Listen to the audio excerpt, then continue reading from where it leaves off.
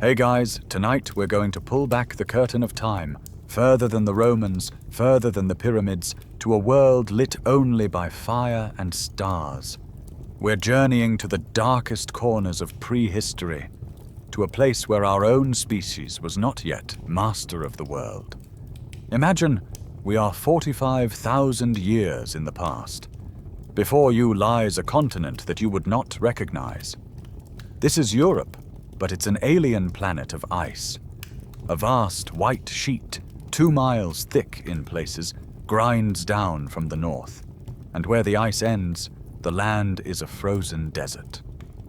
A great wind-blasted plain, the Mammoth Steppe, stretches from the coast of France all the way to Siberia. A monotonous sea of frozen grass and gravel under a perpetually hazy sky. But in that crushing emptiness, there is life. We are zeroing in on a sanctuary, a crease in the frozen land in what is now the Dordogne Valley of France. And here, a different kind of human, a species that has dominated this ice-bound world for 200,000 years, watches the horizon. Over millennia, they have evolved, they have hunted, they have survived cataclysmic climate shifts, becoming the undisputed masters of their frozen kingdom. But a new presence is felt on the wind, a tall, strange people arriving from the east. So what happened when these two humanities finally met? Was it a meeting of minds, a sharing of worlds, or was it the beginning of the first and longest war in human history? And who were these mysterious giants who would ultimately inherit the Earth? Thanks to incredible new discoveries in archaeology and genetics, tonight we will venture into the shadows of the deep past together to find the answers. Frankly, if you were dropped here without a time-traveling parka, the -40-degree wind chill would turn you into a human icicle before you could even ask what a mammoth smells like. So, before you get comfortable, take a moment to like the video and subscribe, but only if you genuinely enjoy what I do here. That small click sends a big signal to the algorithm. That long-form, serious educational content still matters. And to me, it's an incredibly meaningful show of support. Thank you so much for helping keep this channel going strong. It always fascinates me to see where you're all tuning in from. Let me know in the comments where you are in the world and what time it is for you. Now, dim the lights, maybe turn on a fan for that soft background hum, and let's ease into tonight's journey together. Your world for now is one of limestone and shadow.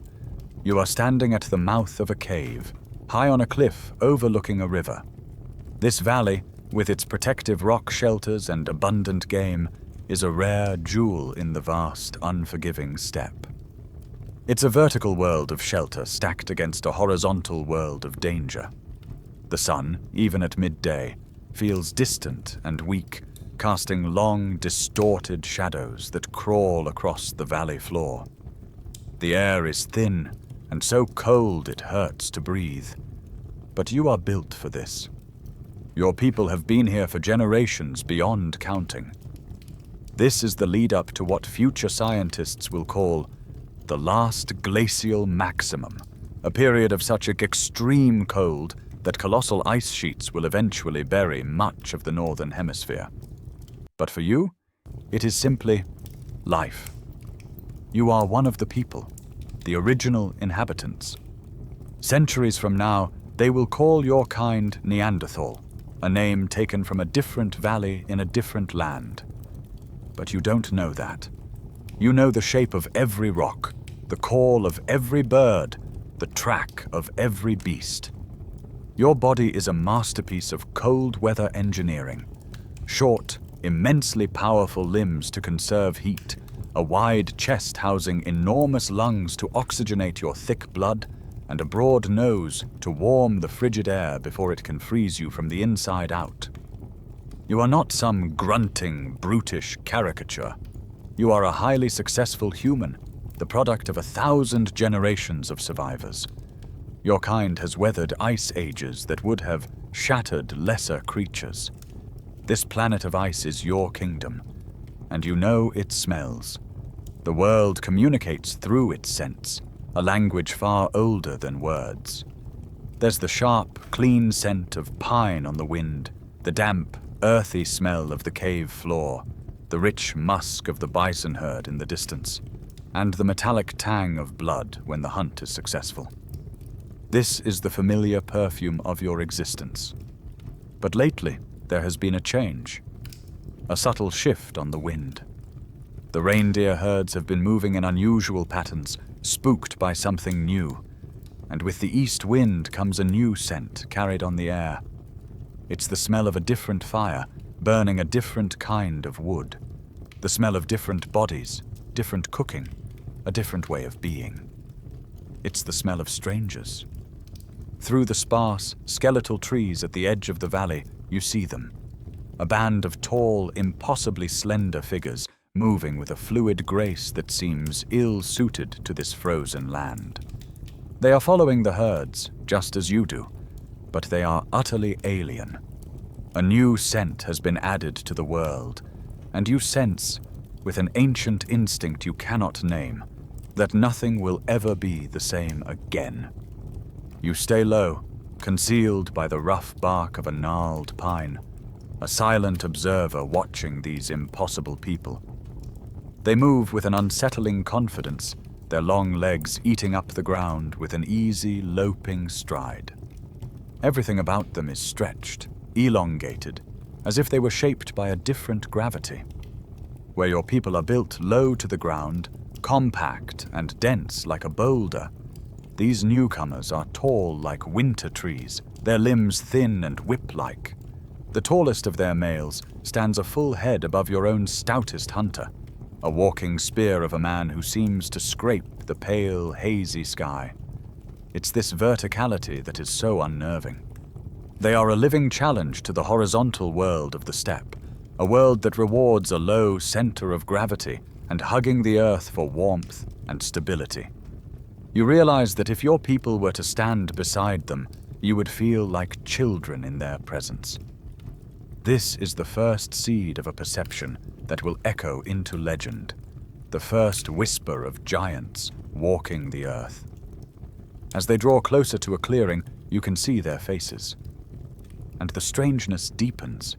Theirs are faces of bone and angle, curiously flat. Their foreheads are not like yours, which slope back from a heavy, protective ridge of bone above the eyes. Theirs does rise up, startlingly high and vertical, a sheer cliff of a brow under which their eyes are deep-set and shadowed. And below their mouths, they have something you've never seen on a human before, a sharp, jutting chin.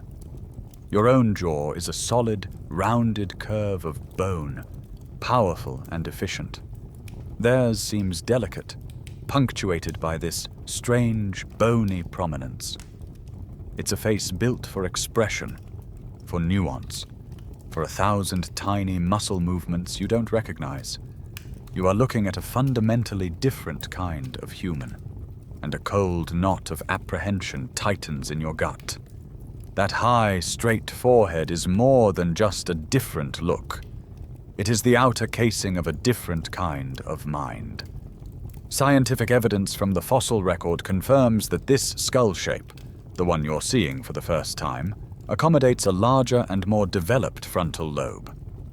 This is the brain's great architect, the seat of complex planning, social networking, and abstract symbolic thought. While you can plan a hunt for tomorrow, they might be thinking about the next season, the next year, the next generation. While you know your family intimately, they might be capable of holding a mental map of hundreds of individuals, weaving a social web of allies and rivals that stretches for miles. You are looking at a brain that is wired for the future, for the what-if, a brain that will eventually paint masterpieces in the dark and count the stars. Then you hear them speak, and the final, unnerving piece of the puzzle clicks into place. Your own language is effective, a powerful tool for communication, rich with the sounds of your world. It's likely more guttural, based in the throat and chest, shaped by a vocal tract sitting lower in the neck. The sounds these newcomers make are utterly alien. Their speech is a rapid, flowing cascade of vowels and consonants you've never heard before. There are sharp clicks, soft whistles, and lilting melodic tones that rise and fall like bird song. Their taller larynx and different mouth shape allow them to produce a dazzling array of distinct sounds, a vast sonic palette for building a language of incredible complexity. It's not just that you don't understand their words, you barely recognize it as speech. It is a river of noise, intricate and bewildering. Anthropologists still debate whether the anatomical differences in the vocal tract truly gave Homo sapiens a significant linguistic advantage over Neanderthals. But to you, crouched in the frozen silence, it sounds like the chattering of a new and unpredictable force of nature that has just swept into your quiet, orderly world. These tall strangers are not born of this ice. Their story begins thousands of miles to the south, under a sun you have only ever seen as a pale, watery disk. Their ancestors are your own, forged in the hot, vibrant landscapes of Africa. They are the inheritors of a restless spirit, a deep-seated urge to see what lies beyond the next horizon. You are part of a great wave of humanity that has spent millennia pushing its way out of its mother continent, a journey of incredible hardship and relentless adaptation. Your forebears crossed deserts that would make this frozen steppe seem gentle by comparison, navigated coastlines, and learned the secrets of 100 different ecosystems. This is not their first new world. They are professional survivors, carrying with them the accumulated knowledge of 1,000 generations of pioneers. This deep history of movement is written on your very bones.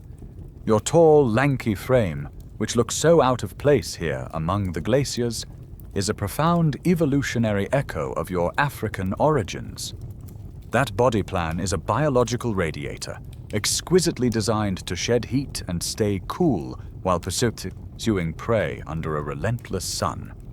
In fact, some scientists believe in the endurance running hypothesis, the idea that your ancestors became apex predators not through sheer strength, but by being the best long-distance runners on the planet. They would track and relentlessly jog after a large animal for hours in the midday heat, until the creature, unable to sweat as efficiently, collapsed from heat exhaustion. Your long legs, your springy tendons, your near-hairless body. It's the chassis of a marathon hunter. But here, in this world of lethal cold, that efficient radiator has become a liability.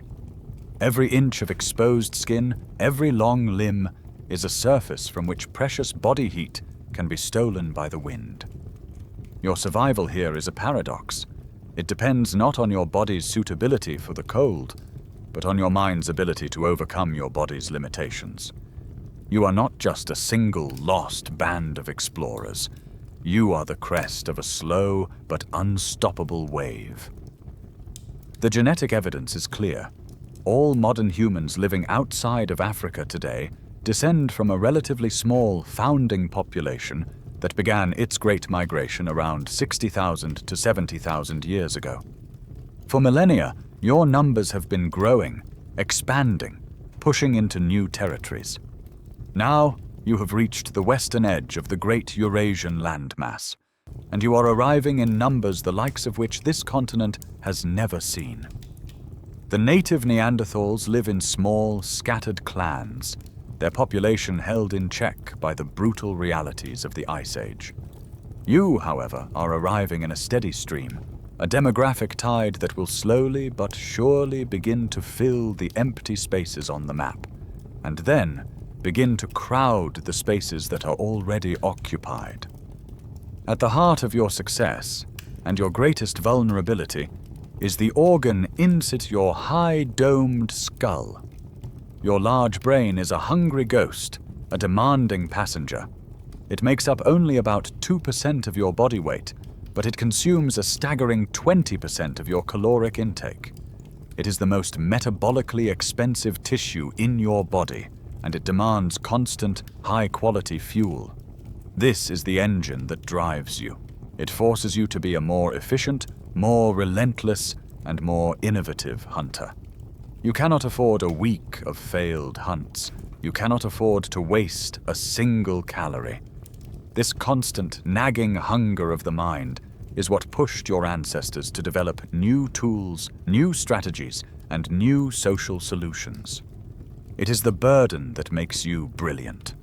It is the curse that will force you into direct competition with the other humans who already call this frozen land home, because on the mammoth steppe, there is only so much high-energy food to go around. So let's talk about this body you inhabit, this new human form walking through the ancient European forests. The term giant might feel like an exaggeration, a slide into myth. You are not, after all, a mythical creature 20 feet tall, but in the context of your world, the term is shockingly accurate.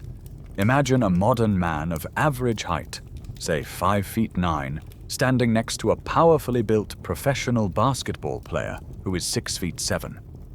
The difference is not just height, it is a fundamental difference in presence, in reach, in the sheer amount of space they occupy. This is the kind of contrast you present to the native Neanderthals. Your men frequently stand close to 6 feet tall, with some skeletons suggesting heights of 6'3" or even more.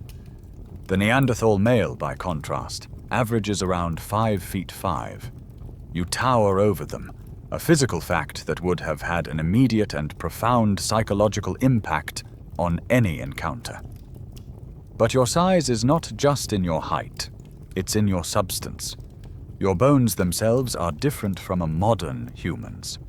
They are thicker, broader, and significantly denser. If you were to hold a fossilized femur from one of your people and one from a modern athlete, yours would be heavier, more solid, with thicker cortical bone. The scientific evidence for this is undeniable, seen in finds like the very first specimen, Cro-Magnon 1, the skeleton of an older man found in a French rock shelter. Despite his age, his bones were incredibly robust, a testament to a life of immense physical strain. When scientists analyze cross-sections of these bones, they resemble the bones of modern athletes who engage in high-impact, load-bearing sports, only much more so. Your skeleton is a biological scaffold built to withstand incredible forces. These bones are the anchors for a muscular system of terrifying power. Archaeologists can read the ghost of your muscles on your skeleton, because where powerful muscles attach to bone, they leave rough patches and pronounced ridges. Your fossilized remains tell a story of breathtaking strength. Your shoulder blades and collarbones show anchor points for pectoral and deltoid muscles that would have allowed you to throw a spear with devastating force. Your leg bones, particularly your femur and tibia, show evidence of quadriceps and calf muscles capable of generating explosive power for sprinting across uneven ground and the endurance to track herds for days. It has been described as an overkill level of strength, a body built not just to survive the daily grind, but to endure the absolute worst-case scenario. And then there is your face, with that strange and unique feature, your chin. Of all human ancestors, only your species, Homo sapiens, possesses a true, jutting chin. Its purpose is a fascinating little mystery. One leading theory suggests it has nothing to do with fighting or appearance, but everything to do with the unique stresses of your existence. The chin may act as a subtle buttress, a small reinforcement to help your lower jaw withstand the complex forces generated by chewing tough foods and, perhaps more importantly, by the intricate muscle movements required for complex speech. It is a quiet, bony testament to the new kind of life you are living and the new kind of language you are speaking. This combination of size and strength leads to a fascinating question, and paleoanthropologists argue about the primary reason for this robusticity. Was it purely from a physically demanding lifestyle? Or were there genetic factors that made them naturally stronger than other hominins? Were you born with this potential, or did the brutal world of the Ice Age carve it into your very bones? The truth, most likely, is a deep and inextricable dance between the two. This powerful body you possess is not a guarantee of a long or easy life. In fact, it's a necessity for a life that is almost guaranteed to be short, painful, and violent. Your skeleton, which seems so indestructible, is in reality a diary of near-fatal encounters. Few of your people will live past the age of 40. Many won't even see 30. Childhood is perilous, and adulthood is a daily gamble against starvation, predation, and injury. The world you inhabit is one of constant, grinding physical trauma, and your bones are the scorekeepers. When archaeologists unearth the remains of your people, they are reading the biographies of survivors, etched in healed fractures and scarred bone. There is a striking and frankly terrifying pattern to these injuries. Your skeleton, and that of your Neanderthal cousins, shows an overwhelming frequency of trauma to the head, neck, and upper body. There are skulls with healed, depressed fractures from a powerful blow, collarbones that were snapped and crudely reset, and arms that were broken and healed at awkward angles. The list goes on. Ribs cracked, vertebrae crushed, hands mangled. For years, scientists were struck by how specific this pattern was, and they searched for a modern equivalent. They found one in a shocking place: the medical records of professional rodeo riders. The injury patterns on both Neanderthal and early modern human skeletons are famously similar to those of modern professional rodeo riders, individuals who willingly climb onto the backs of furious, multi-ton bulls and horses. This tells us in no uncertain terms that your method of hunting was not a clean, distant affair. It was an intimate, dirty, and ferociously dangerous business, involving frequent close-quarters confrontations with giant, panicked animals that could gore, trample, or fling you through the air with a flick of their head. Your very survival is a testament not just to your own toughness, but to the strength of your community. Let's return to that famous skeleton, the old man of Cro-Magnon. He lived to what was, for your time, a ripe old age. But his body was a wreck. Several of his neck vertebrae were fused together, a condition that would have caused him chronic pain and severely limited his mobility. He couldn't have turned his head easily. His jaw was riddled with infections. Most tellingly, his skull shows evidence of a nasty fungal infection that likely affected his balance and hearing. This was not a man who could have survived the rigors of the hunt. He would have been a liability on the move, slow and vulnerable. The only reason he reached old age is that his people kept him alive. This evidence of care is one of the most profoundly human things we can find in the deep past. To survive a compound fracture or a severe head injury in a world without modern medicine, you need others. You need someone to hunt for you, to bring you food and water. You need someone to protect you from predators while you are weak. You need them to clean your wounds and help you stay warm by the fire. This social safety net, this willingness to sacrifice for the good of the group and care for the vulnerable, is one of your most powerful secret weapons. It speaks to a deep sense of social cohesion and empathy, and this care could be surprisingly sophisticated. At other slightly later sites, archaeologists have found teeth with clear evidence of having been worked on. Evidence exists of drilled teeth from as far back as 14,000 years ago, where a tiny flint drill was used to painstakingly scrape out infected cavities. Imagine the level of trust and care involved in allowing a fellow human to perform such an intimate and painful procedure. It tells you that you did not just abandon those who were suffering, you actively tried to heal them. That powerful, resilient body and the complex community that supports it are all fueled by one thing: calories. A staggering number of them. You live in a state of constant, gnawing hunger, a caloric demand that modern humans can barely comprehend. Your large, muscular body is a furnace that must be perpetually stoked just to stay warm in the lethal cold. And hovering over it all is the insatiable appetite of your big brain, demanding its tribute of high-energy glucose. You are, out of pure necessity, a hypercarnivore. Plant foods are scarce for much of the year, and they simply don't provide the dense energy, the fat, and the protein you need to survive.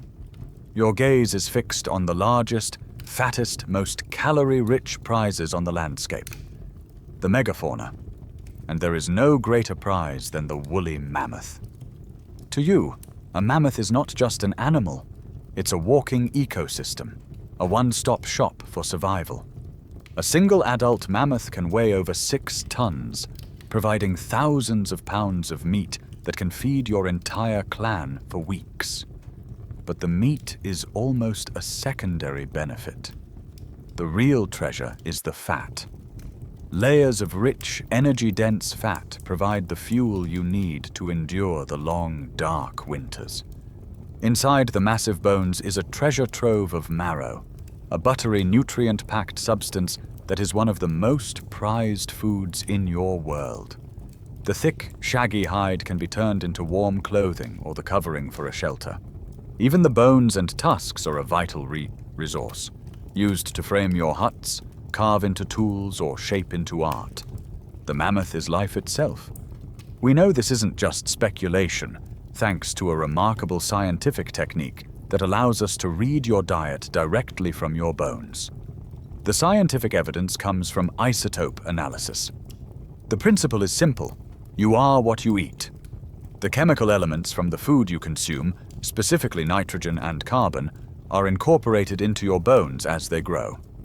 By taking a tiny sample of a fossilized human bone and analyzing the ratio of different isotopes, scientists can pinpoint your position in the food web with incredible accuracy, and the results for your people are unequivocal. The isotopic signatures show that you were top-level carnivores, deriving the vast majority of your protein from large, terrestrial herbivores like the mammoth, the woolly rhino, the bison, and the wild horse.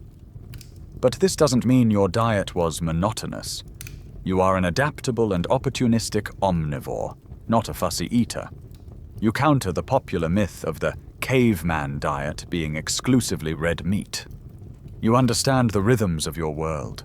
You know when the salmon choke the rivers during their annual spawning runs, and you are there with nets and spears to harvest them in huge numbers, smoking and drying the flesh for later.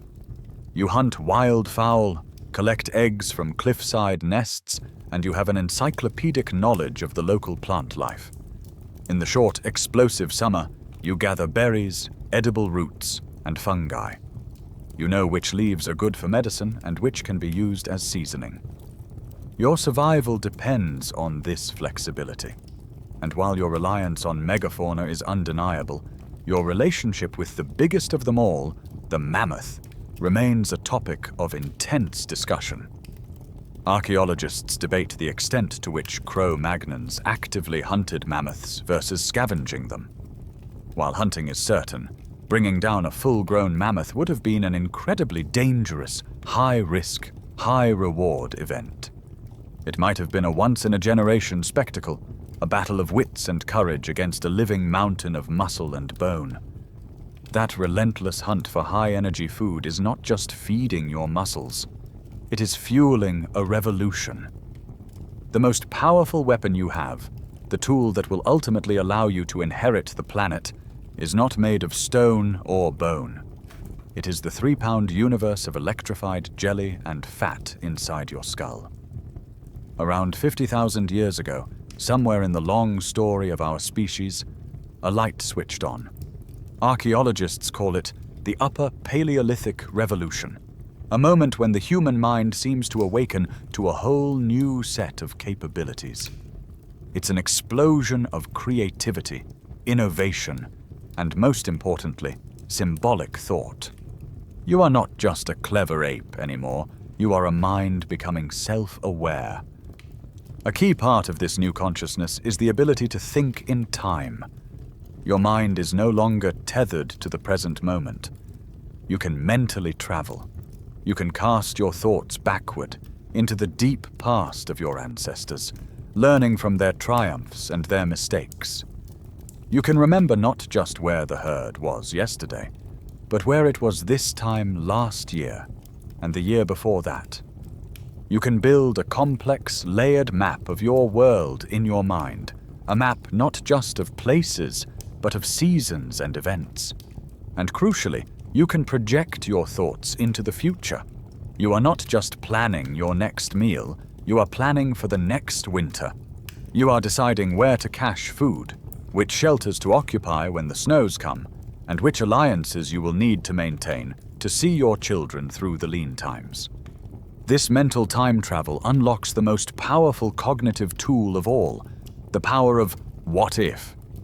This is the birth of abstract thought, the ability to think about things that are not immediately in front of you.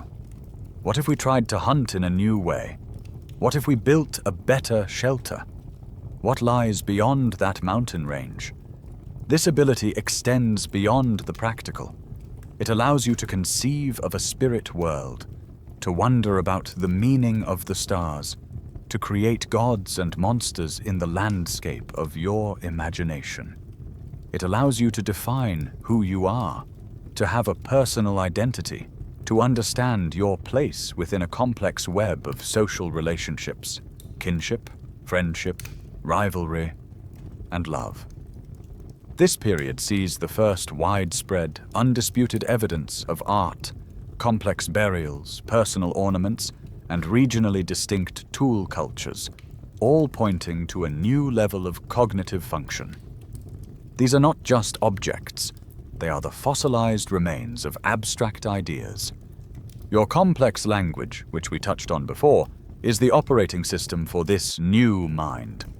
It's not just for shouting warnings or pointing to food, it is a tool for thinking. Language allows you to give a name to an abstract concept, like yesterday or honor, and in doing so, makes it real and shareable. It allows you to weave together complex ideas, to tell stories that carry vital information about your culture, your history, and your values.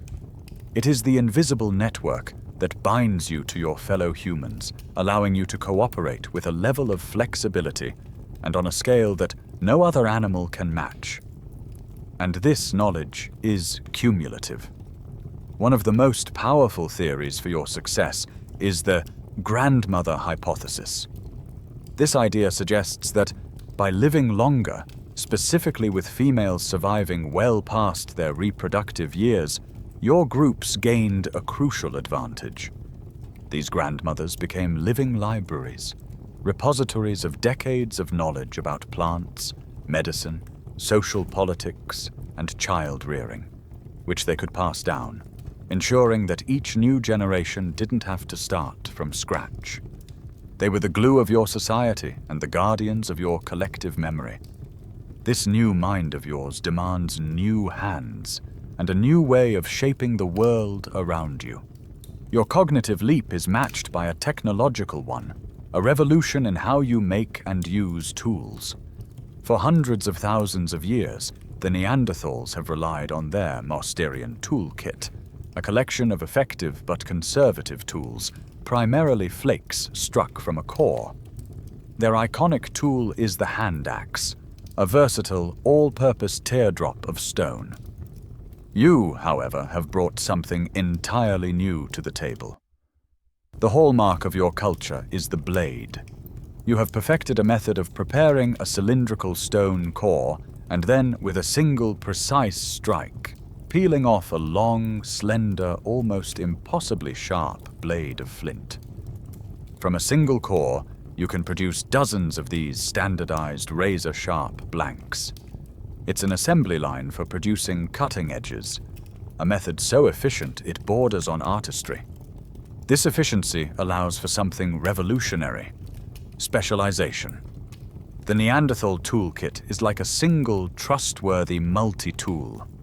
Yours is a full mechanic's chest with a specific instrument for every conceivable task. Some of your blades are left as they are, perfect disposable scalpels for butchering an animal. Others you carefully modify. You create chisel-tipped blades called burins, perfect for engraving fine lines into bone or antler. You shape rounded end scrapers for the laborious task of scraping fat and tissue from animal hides.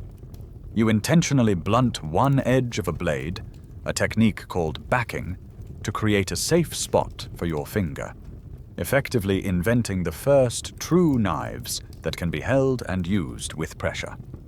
You are not just making tools, you are making tool-making tools. This is a level of foresight and precision that represents a quantum leap in technology. Nowhere is your ingenuity more apparent than in your deadliest invention, the Atlatl, or spear thrower.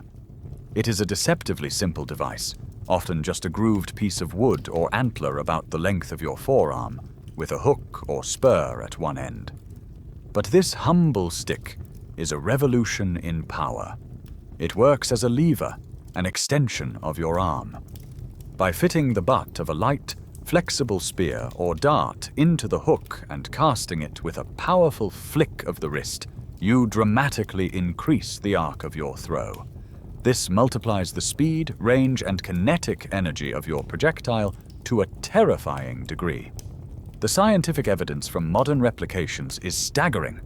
A skilled user can launch an Atlatl dart at speeds exceeding 90 miles per hour, generating enough force to pierce the thick hide of an elephant from a safe distance.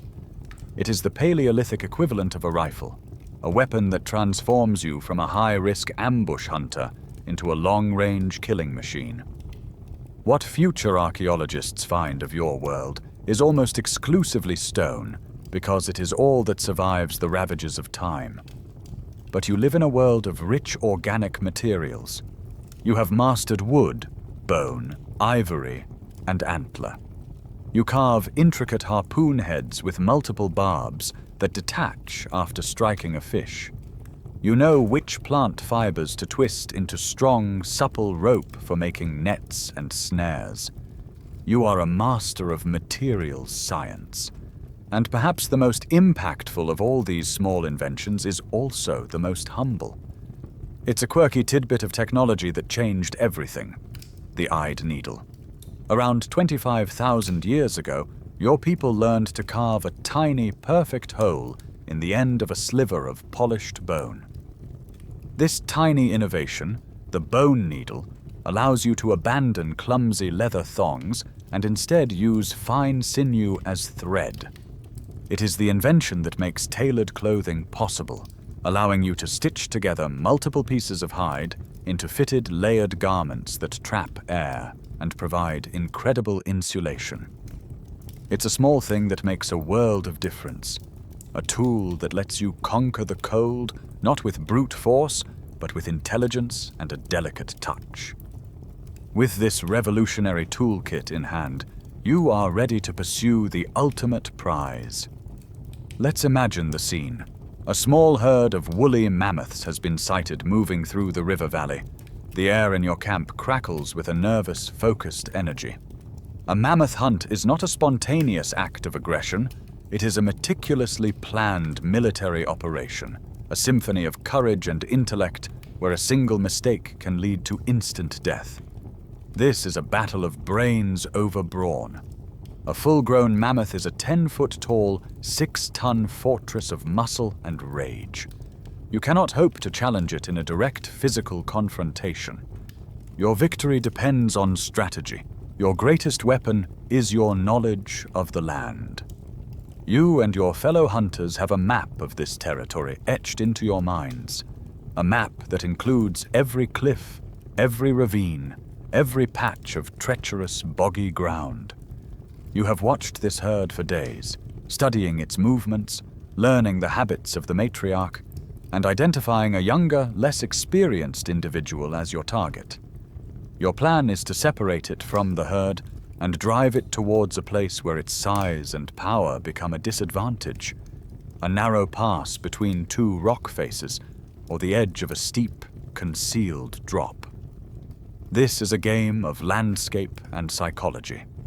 Famous kill sites like La Côte de Saint-Brelade on the island of Jersey show evidence of Neanderthals, and later your own people, using this exact strategy, driving entire herds of mammoths off cliffs repeatedly over thousands of years.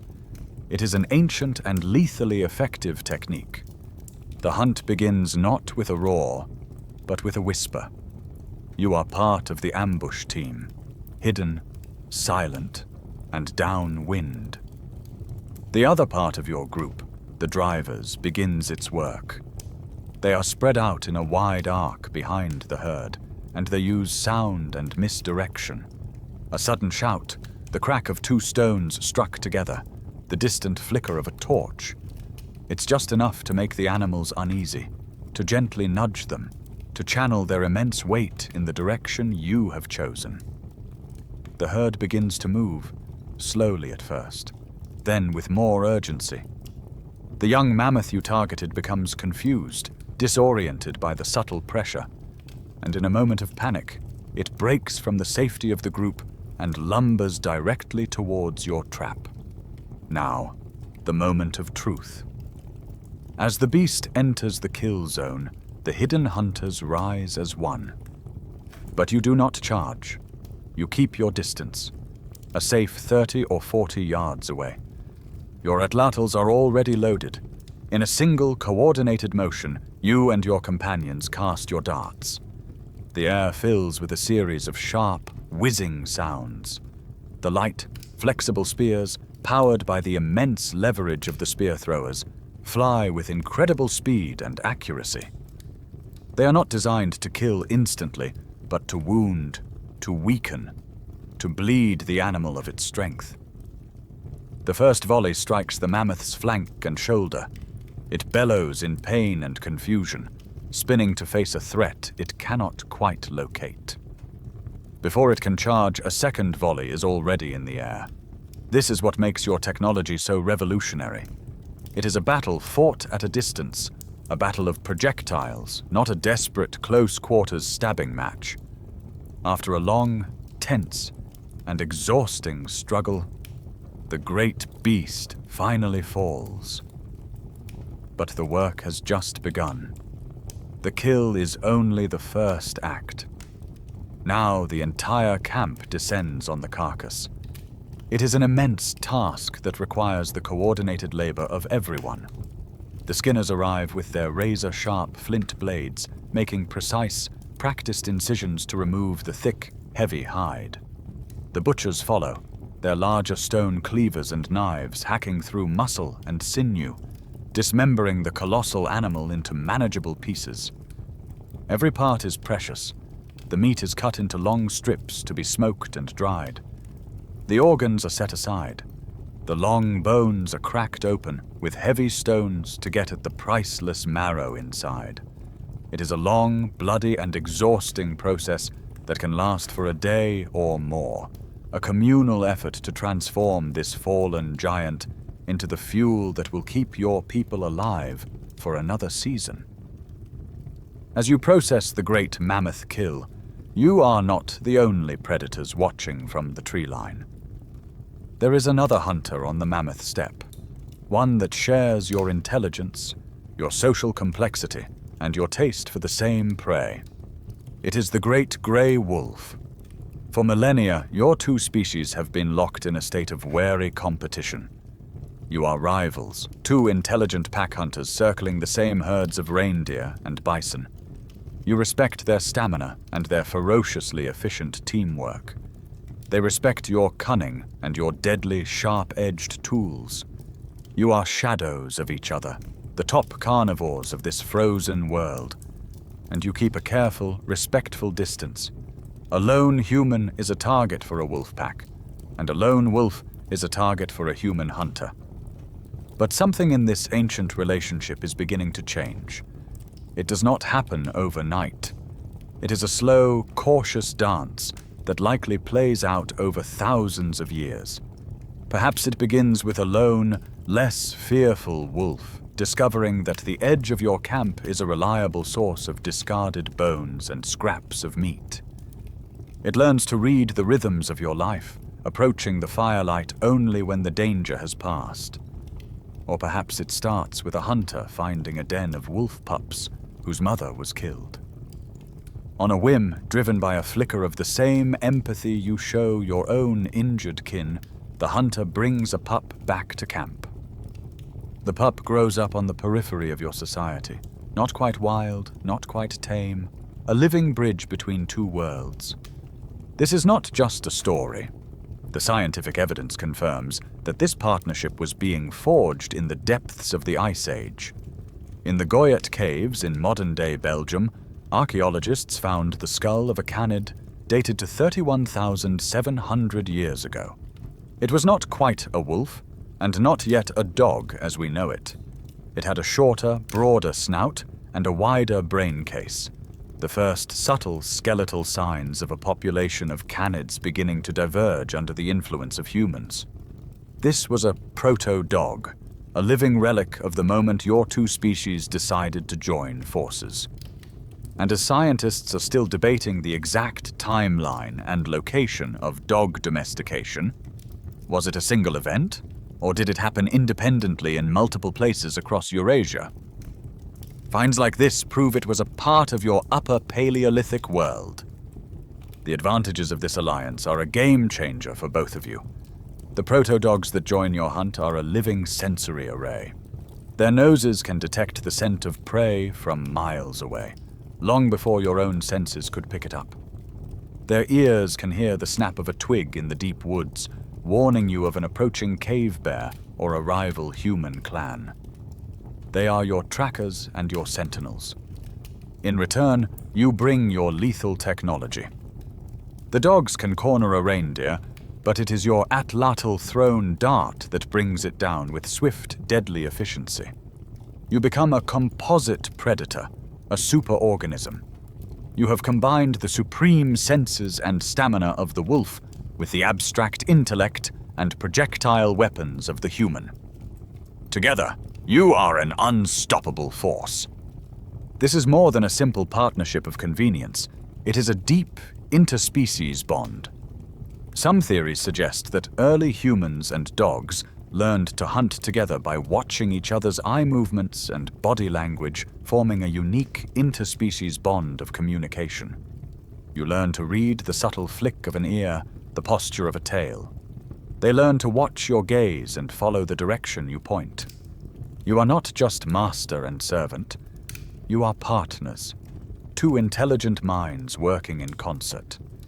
It is the first, and perhaps the most profound friendship between our species and another, a bond of trust forged in the firelight and sealed in the blood of the hunt. The great mammoth hunt is an epic, a story you will tell around the fire for a generation, but it is not your daily reality. These colossal beasts are a rare and dangerous prize. Your true survival, your day-to-day existence, depends on your flexibility. You are a master of your entire environment, and your menu is as broad and varied as your ingenuity allows. When the giants are not to be found, you do not despair. You simply shift your focus, turning your attention to the true staff of life on the mammoth steppe, the vast, thundering herds of reindeer and wild horse. These animals are the rhythm of your year. Unlike the mammoths, they are constantly on the move in great seasonal migrations, and your life is tied to their journeys. Hunting them requires a different skill set. They are smaller, faster, and more wary than a mammoth. You cannot rely on overwhelming a single animal with brute force. Instead, you use your intellect and your deep knowledge of their behavior. You set your ambushes in narrow valleys or at river crossings where their movements are predictable. Your new partnership with the proto-dogs is invaluable here, as they can help you track and channel the herds. It is for these swift targets that you may have even developed the first primitive bows. a weapon that trades the sheer power of the Atlatl for a faster, flatter trajectory. At many of your upper Paleolithic sites, the archaeological evidence is overwhelming. Reindeer bones often account for over 90% of all animal remains. They are your daily bread, the reliable resource that fuels your society. Your knowledge extends beyond the plains and into the rushing, icy waters of the rivers. You know that for a few precious weeks each year, the rivers transform. They turn from clear streams into a solid, writhing mass of silver and red as the salmon, driven by an ancient imperative, return from the sea to spawn. For you, this is a time of incredible abundance. You wade into the shallows with your specialized lysters, elegant three-pronged spears carved from antler, and deftly impale the fish. Your people string nets, woven from countless yards of nettle or willow bark fiber across the channels, trapping hundreds of fish with each tide.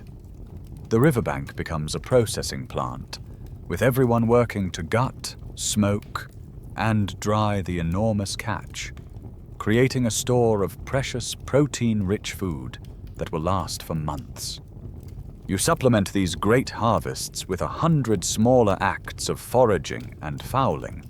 You are an expert trapper, setting cunning snares for Arctic foxes and hares, valuing them as much for their warm pelts as for their meat.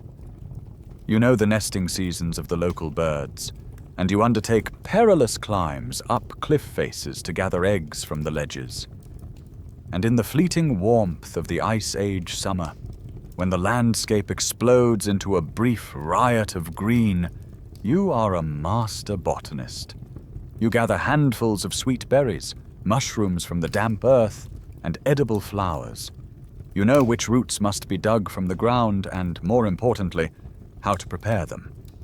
The evidence of processed starchy roots on grinding stones suggests you knew how to make certain plants edible and possibly even create a type of rudimentary flour or paste. You would pound and grind these tough, starchy tubers between two stones, leaching out any toxins and breaking them down into a digestible food source. It's a simple, laborious technology, but it reveals a sophisticated understanding of food processing, a culinary chemistry that allows you to unlock calories from sources that others might overlook. All of this food, this rich fuel of fat and protein, is what powers your internal furnace. But in a world where the temperature can drop to 40 degrees below zero, that furnace alone is not enough. You are, at your core, a tropical primate. Your near-hairless skin, a superb adaptation for cooling down on the African savanna, is a deadly vulnerability here. You are a naked ape, and without a second artificial skin, the Ice Age would kill you in minutes. Clothing for you is not about modesty or fashion. It is your primary shelter, a life support system you must create and maintain with incredible skill and effort. It is the single most important technology for your survival in this frozen land. At the heart of your sartorial revolution is that tiny, miraculous tool we spoke of earlier, the bone needle. Before its invention, your ancestors could only drape themselves in stiff, uncured hides, clumsy coverings that offered poor insulation and severely restricted movement. But with the ability to sew, you become a master tailor. You can now cut and shape hides into complex, three-dimensional forms that fit the contours of the human body. Your toolkit is a complete tannery and workshop. After a kill, the hides are painstakingly scraped clean of all flesh and fat with your specialized flint end scrapers. Then comes the laborious process of tanning to make them soft and pliable, a task you likely achieve by working animal fats, and sometimes even the animal's own brain, into the skin. Once cured, You cut the soft leather into precise patterns and, with your delicate bone needle and a thread of tough, flexible sinew, you begin to stitch. The results are not the crude, shapeless garments of popular imagination. Your clothing is a sophisticated, multi-layered system. The best evidence for this comes not from scraps of leather, which rarely survive, but from the silent, astonishing testimony of the dead. The 24,000-year-old burials at Sungir, a site near Moscow, show individuals laid to rest in clothing so elaborately decorated with thousands of hand-carved ivory beads that archaeologists have been able to reconstruct their entire outfits. These were not simple tunics. The patterns of the beads reveal tailored trousers, long-sleeved shirts, and magnificent hooded parkas. They wore moccasin-like boots and even mittens. It is a stunning, immaculately preserved portrait of your Ice Age style. This is clothing built on a principle that modern mountaineers would recognize instantly: layering. You understand that the secret to staying warm is trapping air. Your inner layer is worn with the fur turned inward, made from the soft, dense pelts of smaller animals like the Arctic fox or rabbit, providing a cushion of warm, insulating air directly against your skin. The outer layer is made from the tough, waterproof hides of reindeer or horse, with the hair facing outward to shed snow and block the wind. You likely invented the first true parka, a hooded outer garment that could be cinched tight at the face, wrists, and waist to seal out the cold. And we get a tantalizing glimpse of this world from your own art. Some cave art appears to depict figures wearing hooded garments, their faces peeking out from the unmistakable outline of a parka hood. These simple, haunting images, scratched into a cave wall 30,000 years ago, are like the first fashion sketches in human history, a direct visual link to the way you presented yourself and protected yourself from the killing cold. All this technology, the deadly Atlatl, the life-saving needle, is useless without the most important technology of all, your society. You do not survive the Ice Age as a lone wolf or a small nuclear family. You survive as a clan. Your success is built upon your ability to form larger, more cohesive, and more complex social groups than any human who came before. While your Neanderthal neighbors likely lived in smaller, more isolated family bands, you have learned to cooperate on a grander scale. Your communities are likely composed of several family units, numbering anywhere from 50 to perhaps 150 individuals. This is a critical mass of people, large enough to organize massive hunts, defend against predators, and create a robust network of shared knowledge and mutual support. At the heart of your world is the seasonal camp. This is not just a temporary shelter. It is a bustling, vibrant village, a hub of industry and social life. The most spectacular of these are your famous mammoth bone huts. Imagine arriving at such a settlement on the vast, open steppe. You see a cluster of large, domed structures, their frameworks built from the interlocking jaws, ribs, and massive curving tusks of mammoths. These bone skeletons are then covered with layers of stitched hides, creating sturdy, well-insulated homes that can stand up to the howling Arctic winds. The scientific evidence for these incredible structures is breathtaking. The remains of a settlement in Mezhyrich, Ukraine, contained several of these huts, ingeniously constructed from the bones of more than 150 mammoths.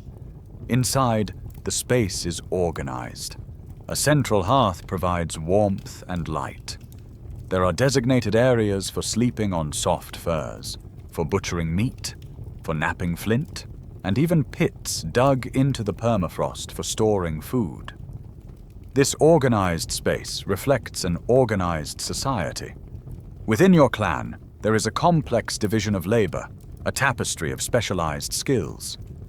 There is the master flint napper, a man whose hands can read the soul of a stone, producing blades of unparalleled sharpness.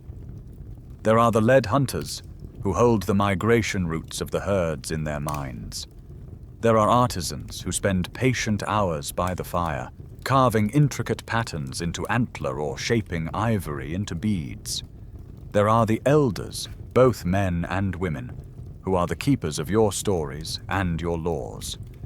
And there are the people, mostly women, who manage the camp, prepare the food, care for the children, and process the hides, performing the constant, vital work that holds your world together.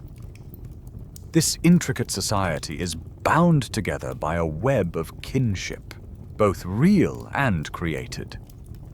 You understand a fundamental biological truth.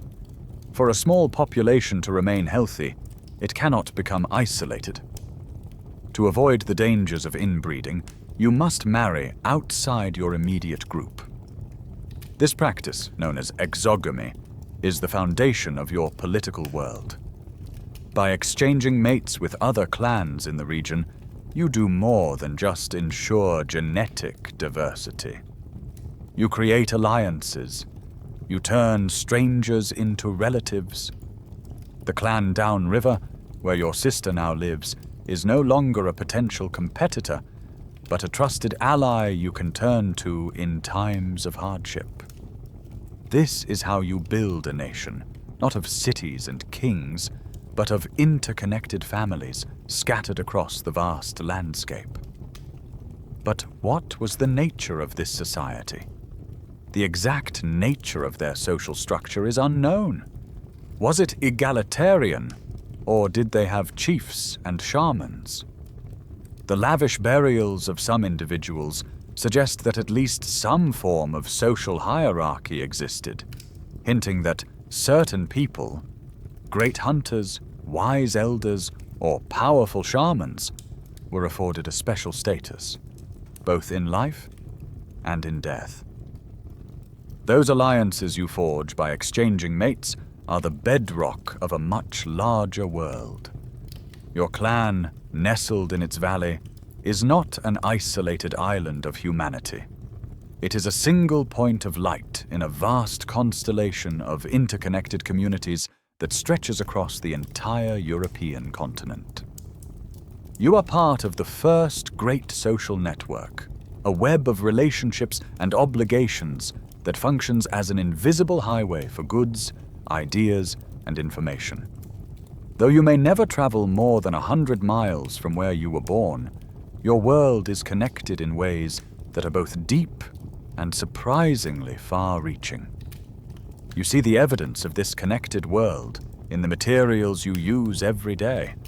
While your local flint is good, you know that the flint from a particular quarry 3 valleys to the east is exceptional. It is finer grained, more predictable to knap, and holds a sharper edge. And so you trade for it.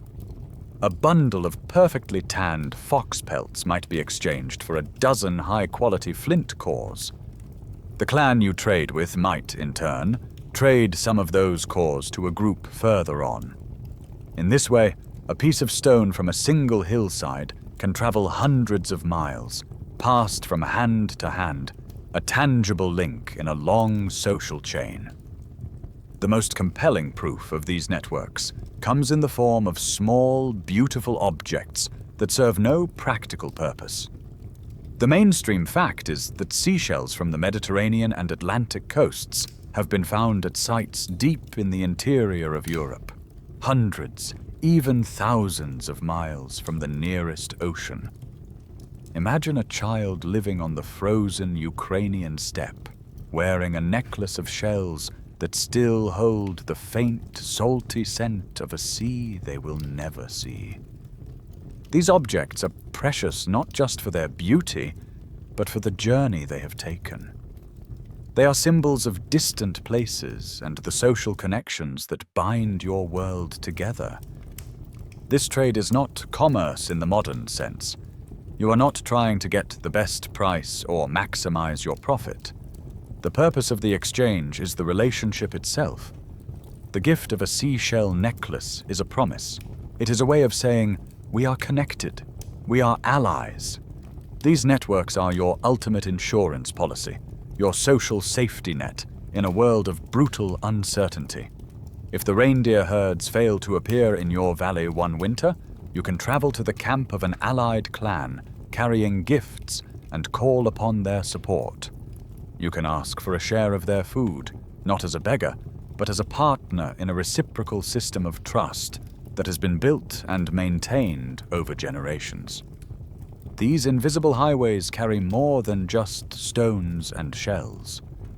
They are conduits for your most valuable commodity, information. Along these trade routes travels the news of the world. Which herds are moving where? Which areas are experiencing drought?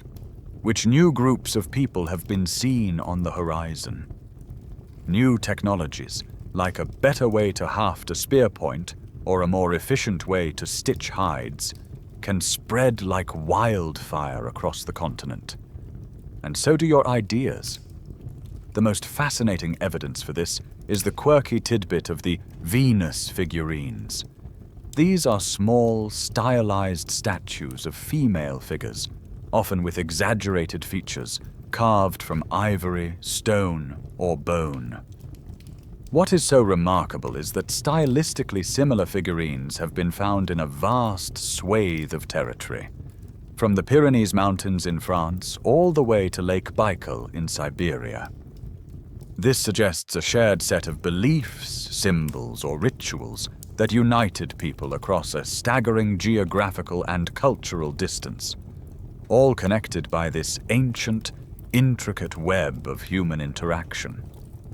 This great web of connection you have built is for more than just survival. It is for sharing a new and profound part of your existence, a spiritual life. Your mind, now capable of abstract thought, has begun to ask the great and terrifying questions that will haunt humanity forever. What is the meaning of the flashing light in the sky during a storm? Where does the sun go at night? And the most pressing question of all, what happens to us when we die? In the face of these profound mysteries, you begin to weave your first stories, your first rituals, your first religions. You are developing a cosmos, a map of the unseen world of spirits, ancestors, and gods. The clearest window we have into this dawning spiritual world is in the way you treat your dead. For you, a deceased member of your clan is not just a body to be disposed of. Their passing is an event of immense social and spiritual significance, an occasion for complex and deeply meaningful ritual. You bury your people with purpose. You place their bodies in carefully dug graves, often orienting them in a specific direction, perhaps facing the rising sun. You do not send them into the next world empty-handed. You surround them with objects of meaning and value, tools for their journey, and ornaments for them to wear. One of the most famous and poignant of these is the so-called Red Lady of Paverland, a skeleton discovered in a cave in Wales. We now know the remains are of a young man, but he was buried with extraordinary care around 33,000 years ago. His entire body was covered in a thick layer of powdered red ochre, a vibrant, blood-colored mineral pigment that stained his bones for eternity. He was laid to rest with decorative ivory rods and a mammoth skull placed near his head. The red ochre is a recurring theme in your burials across Europe, a powerful symbol thought to represent the color of blood, and therefore of life itself, perhaps intended to magically reanimate the body in the afterlife. The effort you pour into these final rites is staggering, and it speaks volumes about the depth of your belief. The most powerful scientific evidence for this is, once again, the incredible 24,000-year-old burials at Sungir. Here, 2 children, a boy of about 12 and a girl of about 9, were laid to rest head to head.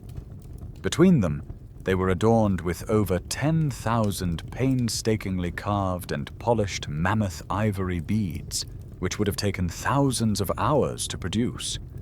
They were also accompanied by full-sized, straightened mammoth tusk spears, ivory daggers, and other precious items. You would not expend this level of artistic and economic effort, this incredible wealth, on a purely practical act. This is a clear and unambiguous statement that you believe these children are going somewhere, on a journey where they will need their status, their weapons, and their beauty. Your spiritual world is likely animistic. You believe that the world is alive with spirits. It is not just humans who have a soul.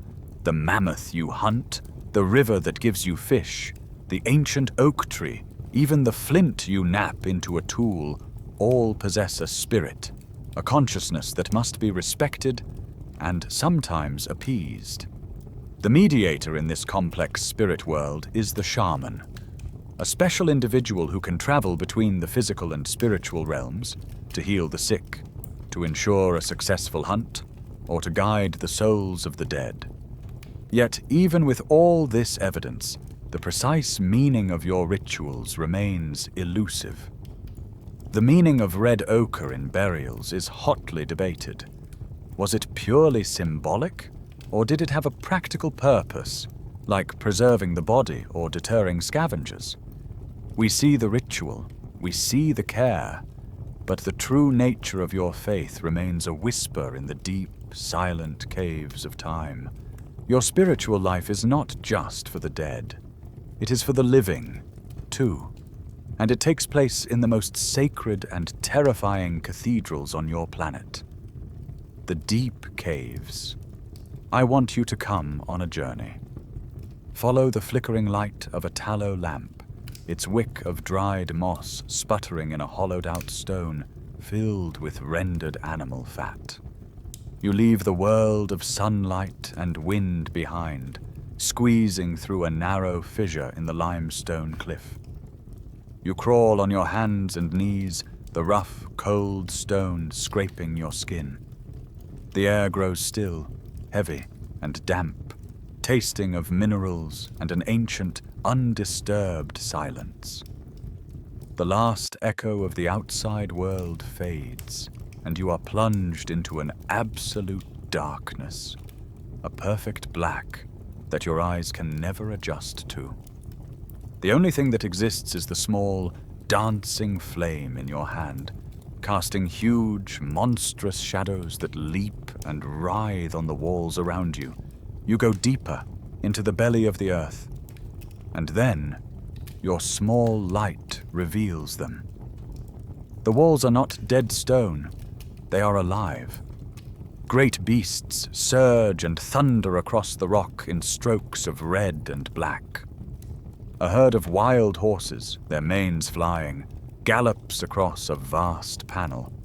A powerful bison, its head lowered to charge, seems to emerge from the wall itself. You, the artist, did not just paint on a flat surface. You used the Earth's own canvas. You saw how a natural bulge in the rock already held the powerful shoulder of the bison. You used a deep, natural crack in the stone to represent the bloody wound from a spear. You have collaborated with the cave itself, using its contours and textures to give your creations a breathtaking, three-dimensional life. In the flickering, unsteady lamplight, these animals seem to move, to breathe. These are the great art galleries of the Ice Age. The cave paintings of Lascaux and Chauvet in France are some of the most famous examples of your Paleolithic art, dating back as far as an incredible 36,000 years. They are a testament to your artistic vision and your technical skill. Your palette is the earth itself. The deep, velvety blacks are made from charcoal from your fires or ground from manganese dioxide, a black mineral you mine from the ground.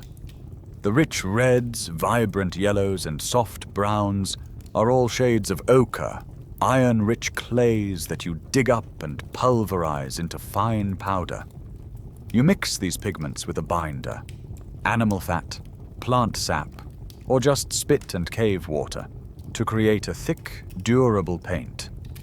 You apply it with your fingers, with pads of moss and fur, or, for those fine, hazy outlines, you blow the dry pigment through a hollow bird bone, creating the world's first airbrush.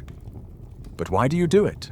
Why do you venture into these dangerous, inaccessible depths to create these masterpieces that so few will ever see? This is the greatest mystery of all. These are not just decorations for your home. You do not live in these deep, dark places. The theories are many.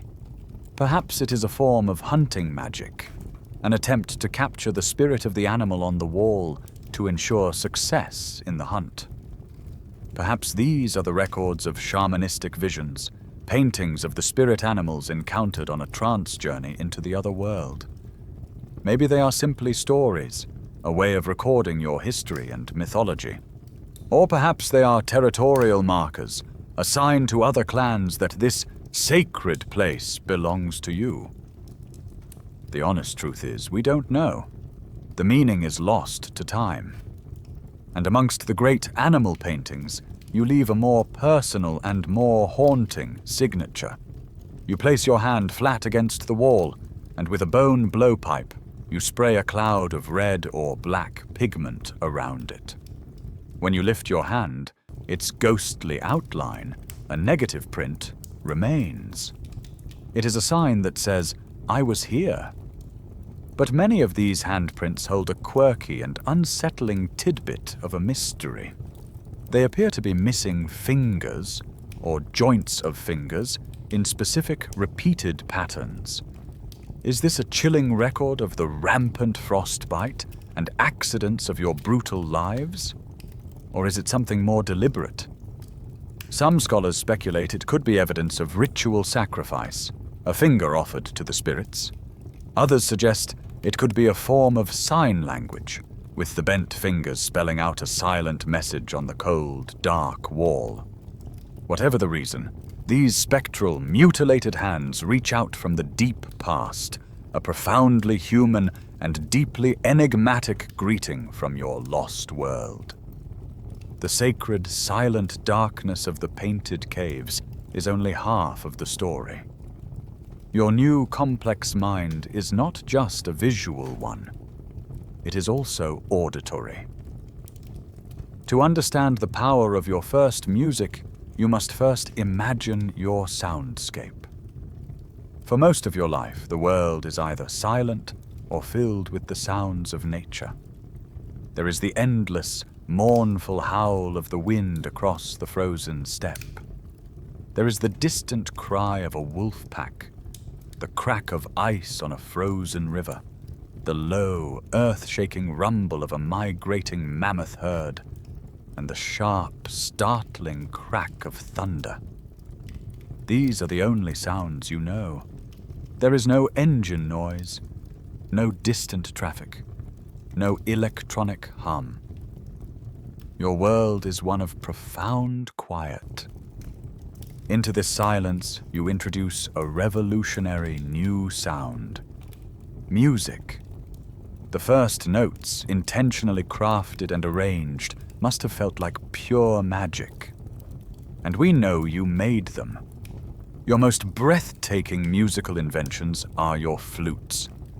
Imagine a craftsman sitting by the fire, taking the long, hollow wing bone of a giant griffin vulture. With a sharp flint burin, they painstakingly carve a blowing hole, and then, with mathematical precision, drill a series of finger holes down its length. The result is not a simple whistle, but a sophisticated musical instrument capable of playing complex melodies, full of joy and sorrow. The scientific evidence for this is undeniable. Archaeologists have found exquisitely crafted flutes made from bird bone and mammoth ivory at sites like Hohlefels in Germany, dating back an astonishing 40,000 years. These are the oldest undisputed musical instruments in the world, a clear sign that music was not some late invention, but a fundamental part of your early human experience. Your orchestra was likely much richer than just these delicate flutes. You stretch a cured reindeer hide over a wooden frame, creating the first resonant drum, its deep, booming pulse echoing the beat of a human heart. You tie a long cord to a flat, weighted piece of wood or bone, a bull roarer, and swing it around your head, creating a low, vibrating, otherworldly hum that seems to call the spirits from the very air. And of course, there is the simplest instrument of all, your own body. The rhythmic stomp of dancing feet on the hard-packed earth of the cave floor, the sharp, percussive clap of many hands striking in unison. Music, for you, is inseparable from rhythm, and rhythm is inseparable from dance and ritual. This is not just entertainment. Music is a powerful social technology. It is a form of communication that bypasses language, speaking directly to the emotions. When you sing, chant, and move together in time, your heartbeats and even your breathing begin to synchronize. This shared experience erodes the boundaries between individuals, builds powerful bonds of trust, and forges a deep sense of collective identity. It is a social glue, a tool for uniting your clan and preparing you for the cooperative challenges of the hunt or the emotional catharsis of a burial rite. It is another way you weave your individual threads into a strong, resilient social fabric. And it seems you chose your concert halls with great care. The quirky tidbit is that some of your painted caves appear to have been chosen specifically for their acoustic properties. Modern researchers specializing in archaeoacoustics have entered these caves and discovered that the areas with the most paintings are often the same spots with the most powerful and pleasing acoustic resonance. Imagine it. You are deep underground, the flickering lamplight making the painted beasts dance on the walls, and from the most resonant chamber comes the sound of a bone flute, its high, clear notes echoing off the stone, amplified and enriched by the cave itself.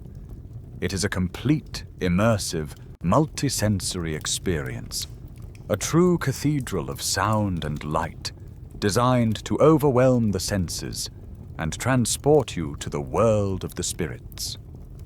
All of this, your art, your music, your vast social networks, is new to this continent. For a moment, let's rewind the clock. Before you arrived, before the sound of your flutes and the flicker of your lamps in the deep caves, this world belonged to someone else. You are the newcomers, the immigrants. The Neanderthals are the natives. When your ancestors first set foot in Europe, the Neanderthals' ancestors had already been there for more than 200,000 years. They had seen the glaciers advance and retreat multiple times. They had survived countless volcanic winters and catastrophic climate shifts. This was not just a place they lived. It was their world, a home they had shaped and been shaped by for a span of time so vast it is difficult for us to even imagine. It is crucial that you erase from your mind the old, cartoonish image of the brutish, club-dragging caveman. That picture is a relic of early prejudice, not modern science. The Neanderthals you are about to meet are the masters of this cold, harsh world. They are also expert hunters of large game, capable of bringing down bison, wild horses, and even mammoths with their heavy, fire-hardened spears in terrifyingly close-quarters combat. They have an intimate knowledge of the landscape, and they are masters of fire, using it not just for warmth and cooking, but likely for clearing landscapes and hardening their wooden tools. Their own stone tool technology, the Mysterian, is a testament to their intelligence, a collection of versatile, efficient flakes, points, and scrapers that served them perfectly well for millennia. And their world was not devoid of culture. Slowly, piece by piece, archaeology is revealing the glimmers of a Neanderthal inner life. We now have evidence that they collected eagle talons, carefully notching them to be worn as pendants or ornaments. They seem to have used mineral pigments like red ochre, perhaps to decorate their bodies.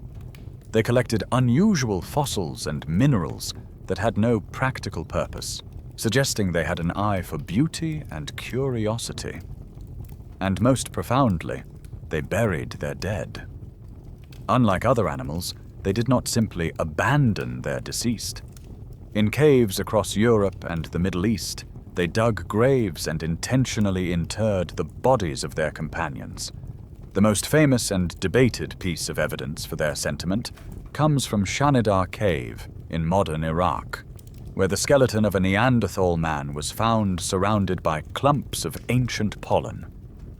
This led the excavator to propose the beautiful and romantic flower burial theory, that his clan had laid him to rest on a bed of wildflowers, a final, tender gesture of mourning.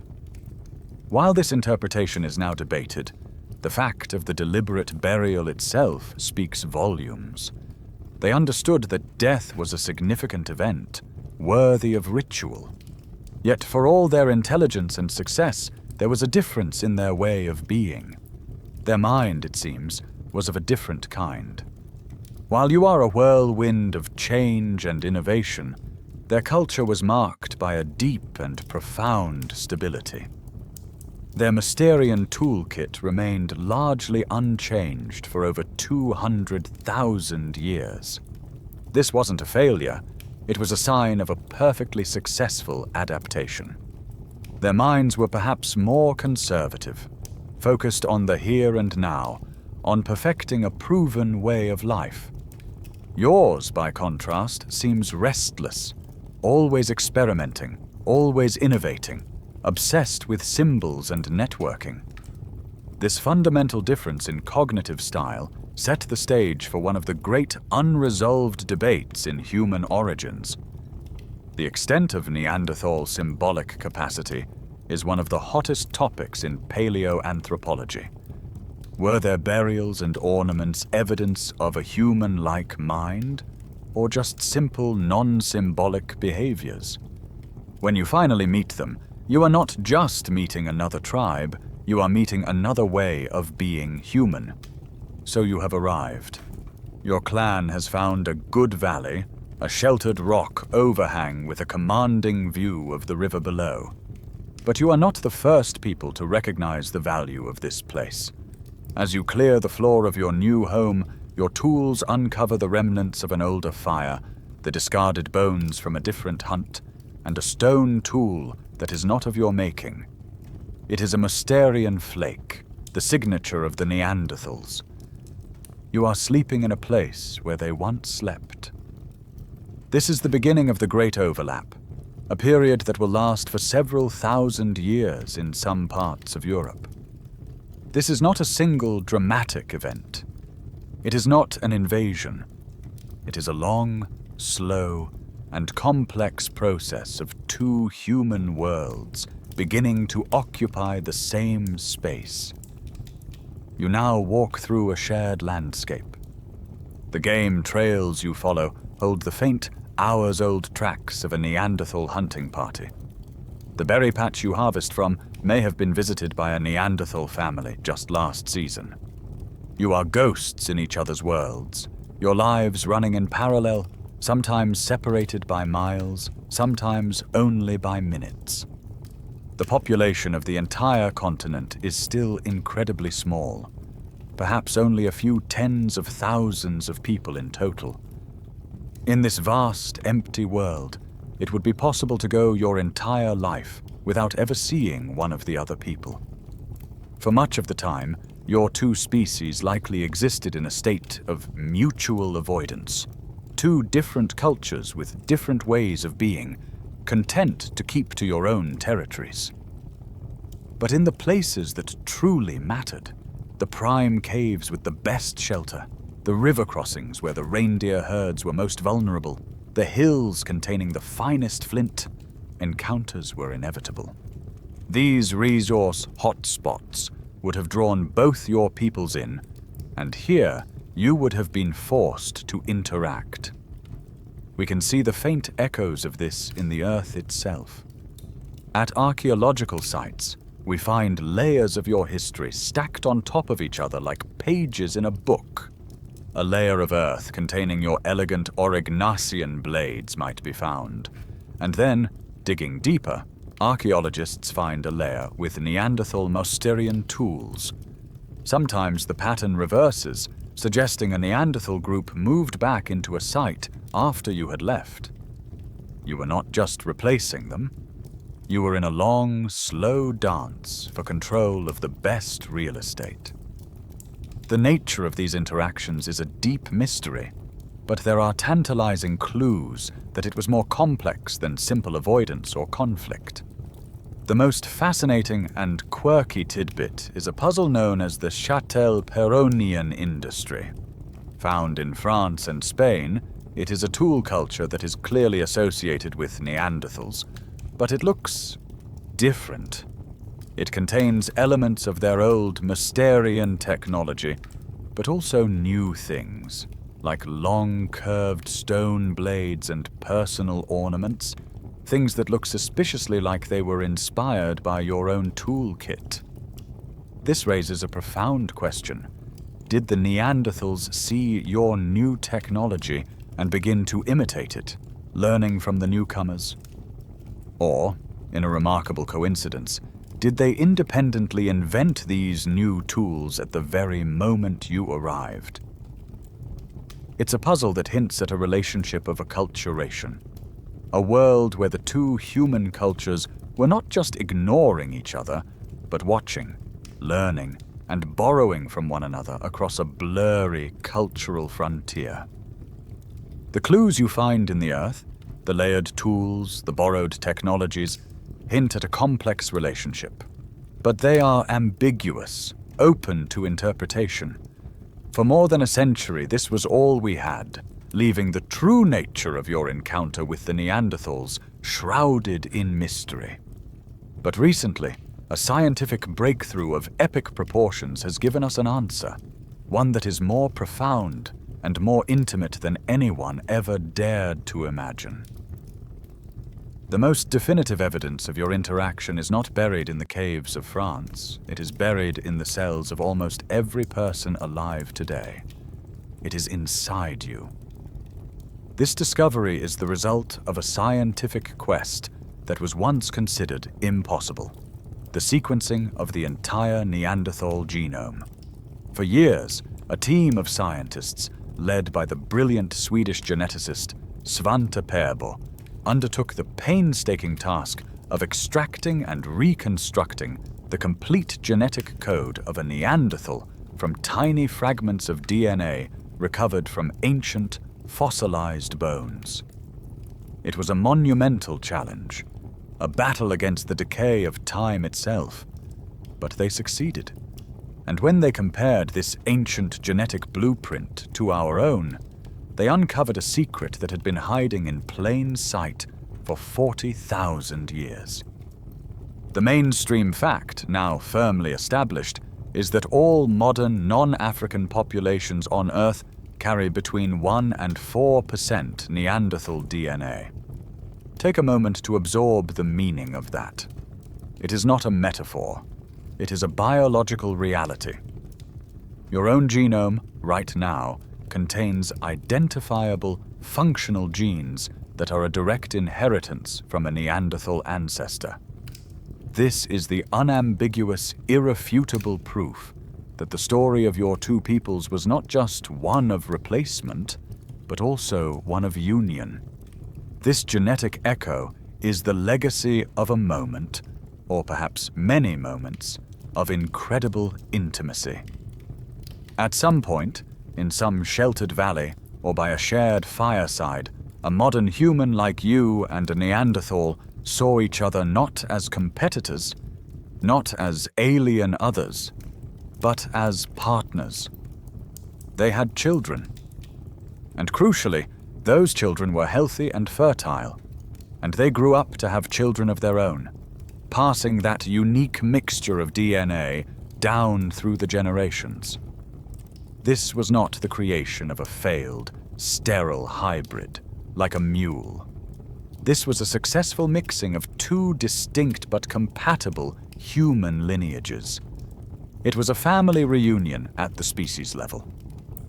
And we know these events were not just a distant, one-off occurrence in the Middle East before your people spread out.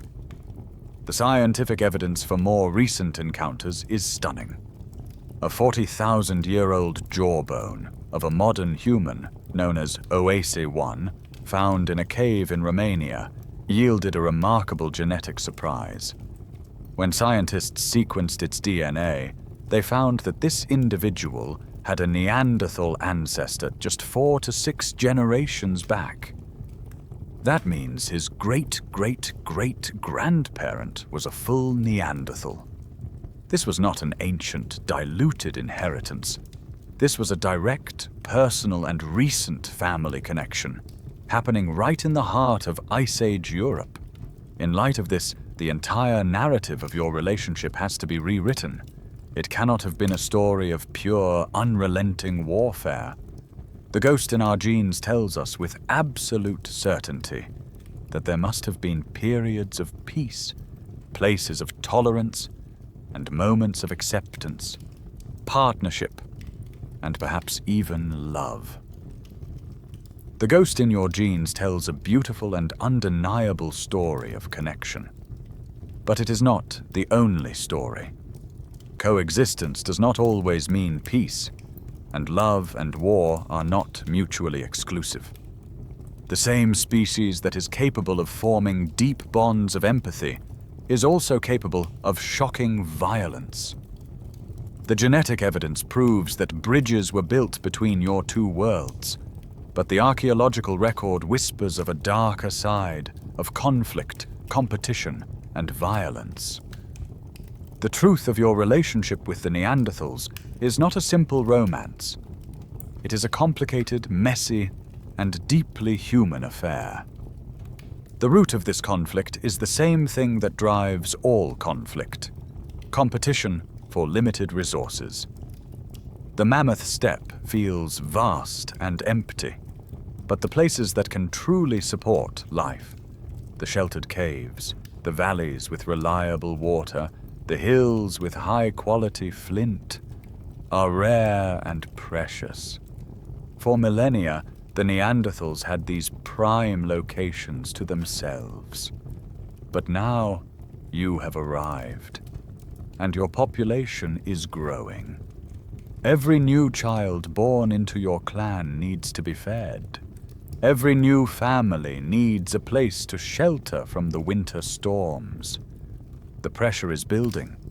The river crossing that once supported one hunting party must now support 2. The comfortable cave that housed one family is now coveted by another. The world is beginning to feel crowded, and in this tense new reality, your Neanderthal neighbors are no longer just a curiosity. They are your direct competitors. We can see the scars of this conflict written on their bones.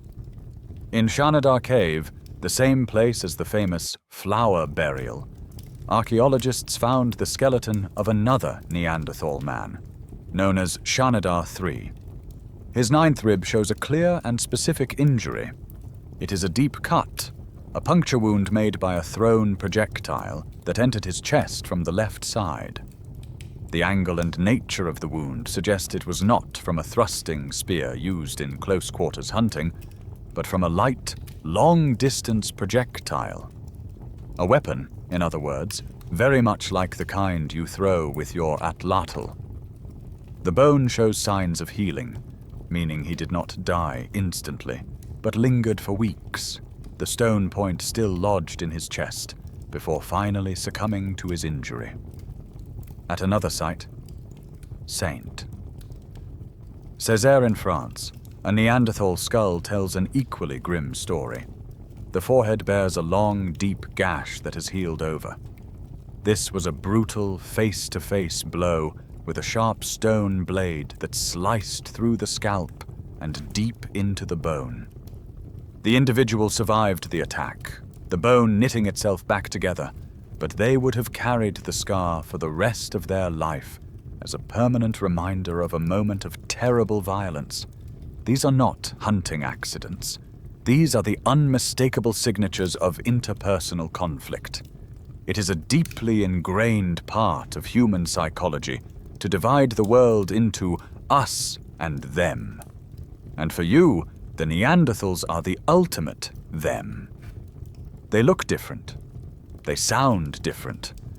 Their ways are not your ways. Despite the moments of peaceful interaction and interbreeding, it would have been easy to see them as rivals, as obstacles, as something less than human. But even with this compelling evidence of injury, we must be cautious. Interpreting these injuries is difficult. Was the Shanidar wound from a Cro-Magnon spear, or was it from another Neanderthal in a dispute? Without the weapon itself, it remains a compelling but unproven case. Still, the pattern is suggestive. The arrival of your people on the continent seems to coincide with a new and deadlier chapter in the long, quiet history of the Neanderthals. This evidence of violence leads us to the edge of an even darker possibility, to the ultimate human taboo, cannibalism. It is a deeply unsettling subject, but it is a behavior that has surfaced in many different human societies throughout history, for many different reasons.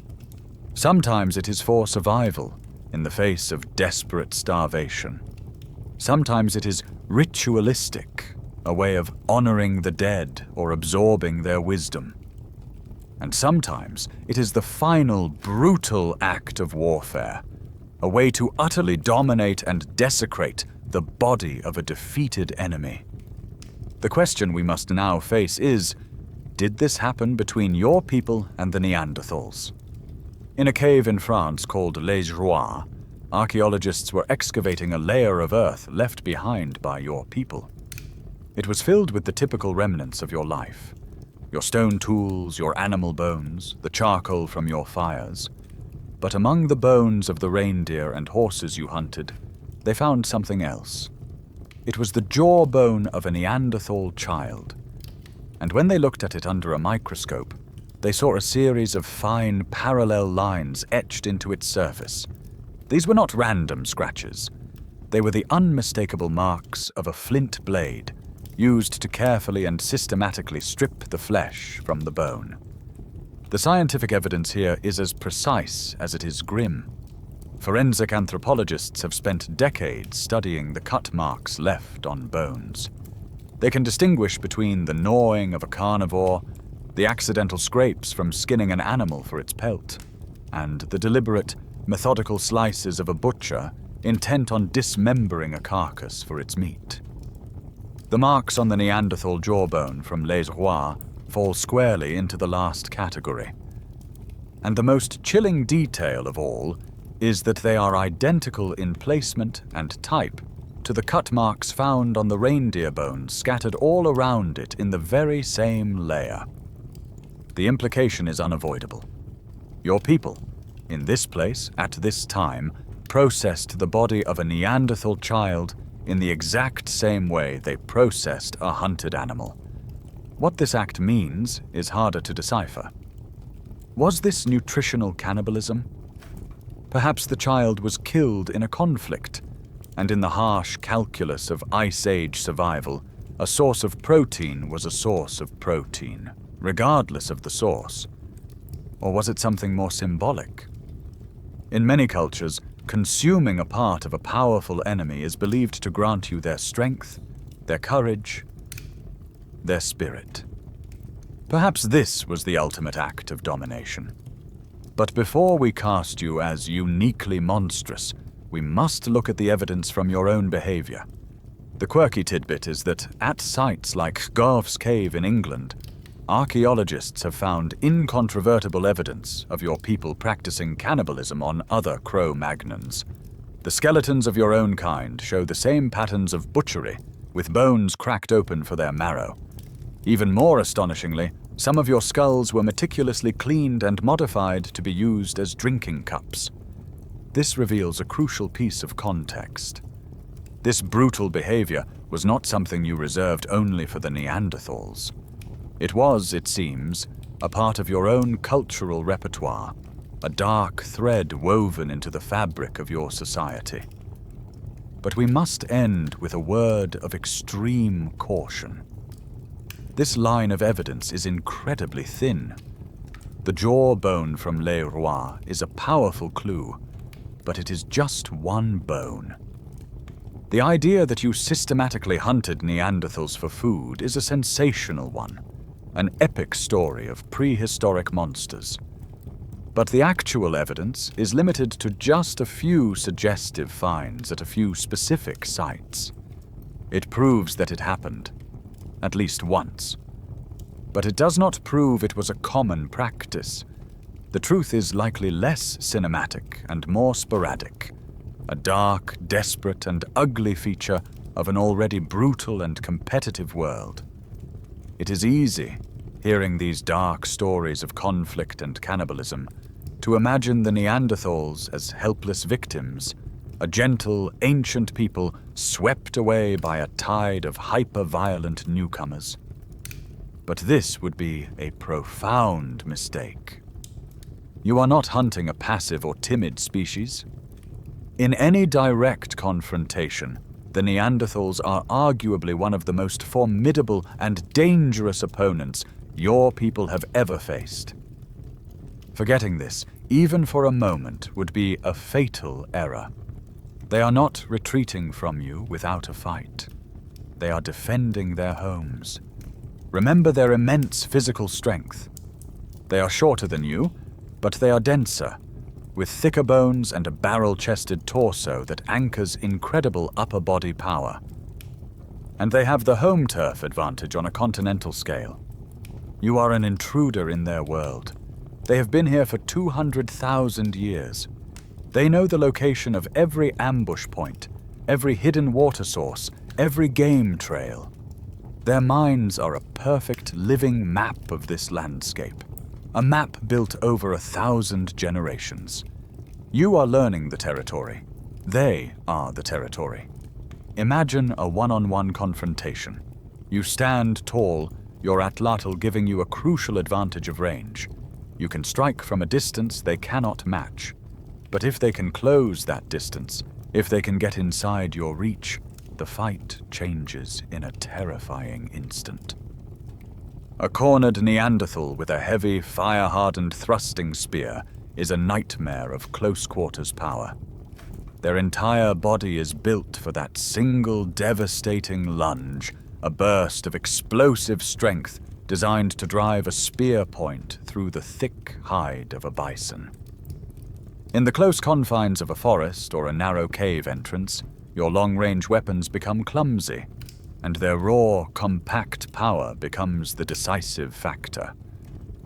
Now, imagine a battle for a prime rock shelter, one that their clan has used for centuries. Your growing group needs a new home for the coming winter, and you have decided to take it. You approach the cave mouth, and they are waiting for you, a silent line of grim, determined defenders.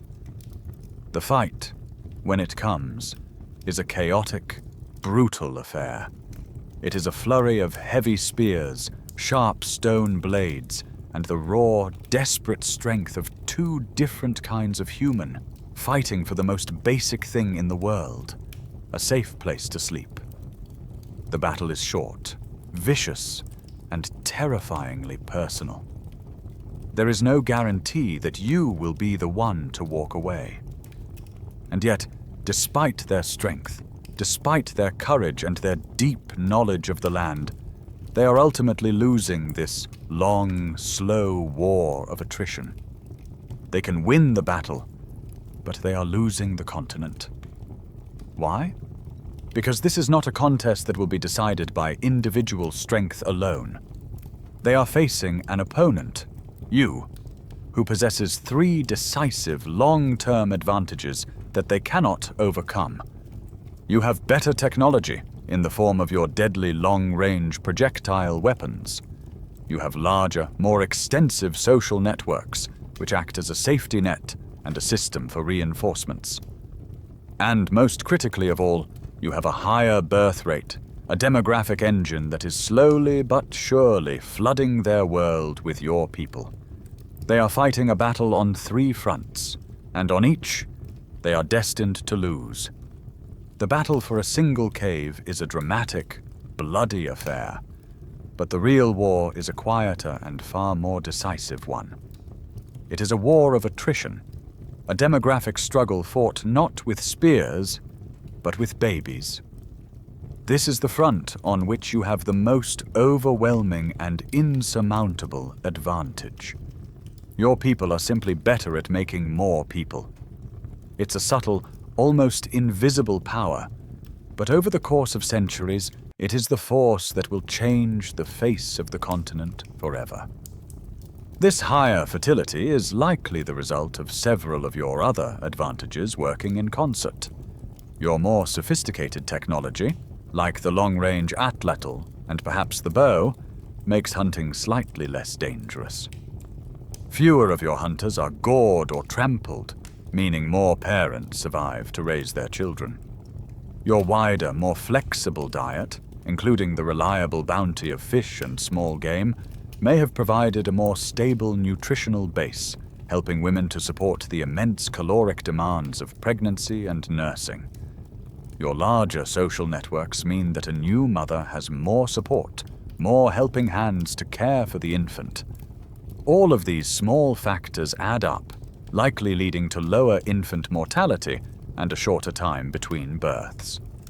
While a Neanderthal mother might have a child every 4 or 5 years, you might be able to have one every 2 or 3. It doesn't sound like much, but over time, the consequences are staggering. Some population models suggest that as you established yourselves in Europe, your population density grew to be as much as 10 times greater than that of the resident Neanderthals. For every one of them, there were eventually 10 of you, and the cold, hard mathematics of population dynamics are unforgiving. The mainstream fact is that even a small 2% demographic advantage for one population over another will result in the complete replacement of the smaller group within 1,000 years or so. 1,000 years sounds like a long time, but on the scale of prehistory, it is the blink of an eye. You don't need to wage a war of extermination to win. You just need to have slightly more babies, and have slightly more of them survive to have babies of their own. Time will do the rest. From the Neanderthal perspective, this must have felt like being caught in a slow, inexorable tide. In your grandfather's time, the tall strangers were a rumor, a rare sighting at the edge of the territory. In your father's time, they had a camp in the next valley. Now, in your time, their camps are in every valley. Every year, there are more of them. They hunt the same game, they fish the same rivers, they occupy the best shelters. Their children's laughter echoes in places that were once silent. Your world is shrinking, not through a series of grand battles, but through 1,000 tiny encroachments, a slow and steady demographic swamping that you are powerless to stop. This shrinking world creates a final, tragic trap. As your population expands, the Neanderthal groups become smaller and, critically, more isolated from one another. The long-distance networks that allowed them to find mates from other clans begin to break down, cut off by your presence. They are forced to turn inward. This leads directly to an inbreeding trap. With a smaller gene pool, harmful mutations can become more common, reducing their overall fitness. Their ability to adapt to new diseases or changing conditions is compromised. They are caught in a demographic death spiral. A smaller population leads to inbreeding, which leads to a less healthy population, which leads to an even smaller population. The tide is rising, and for them, there is no high ground left to retreat to. Just as this slow demographic war is reaching its tipping point, a new and terrifyingly powerful player enters the game. This new enemy is not human. It has no strategy, no malice, and no mercy. It is the climate itself. The period when your two peoples coexist is not a time of stable, predictable cold. It is one of the most volatile and violently unstable climate periods in recent Earth history. As if the growing competition between you were not enough, the world itself now begins to fall apart, pushing both your populations to the absolute brink of survival. You begin to experience bizarre and extreme weather swings. A generation might enjoy a relatively mild, stable climate, only for their children to be plunged into a sudden, catastrophic deep freeze that lasts for centuries. These are not slow, gradual changes. They are brutal and swift. Scientists now call the most severe of these episodes Heinrich events. They are triggered on the other side of the world, when the great Laurentide ice sheet over North America becomes unstable.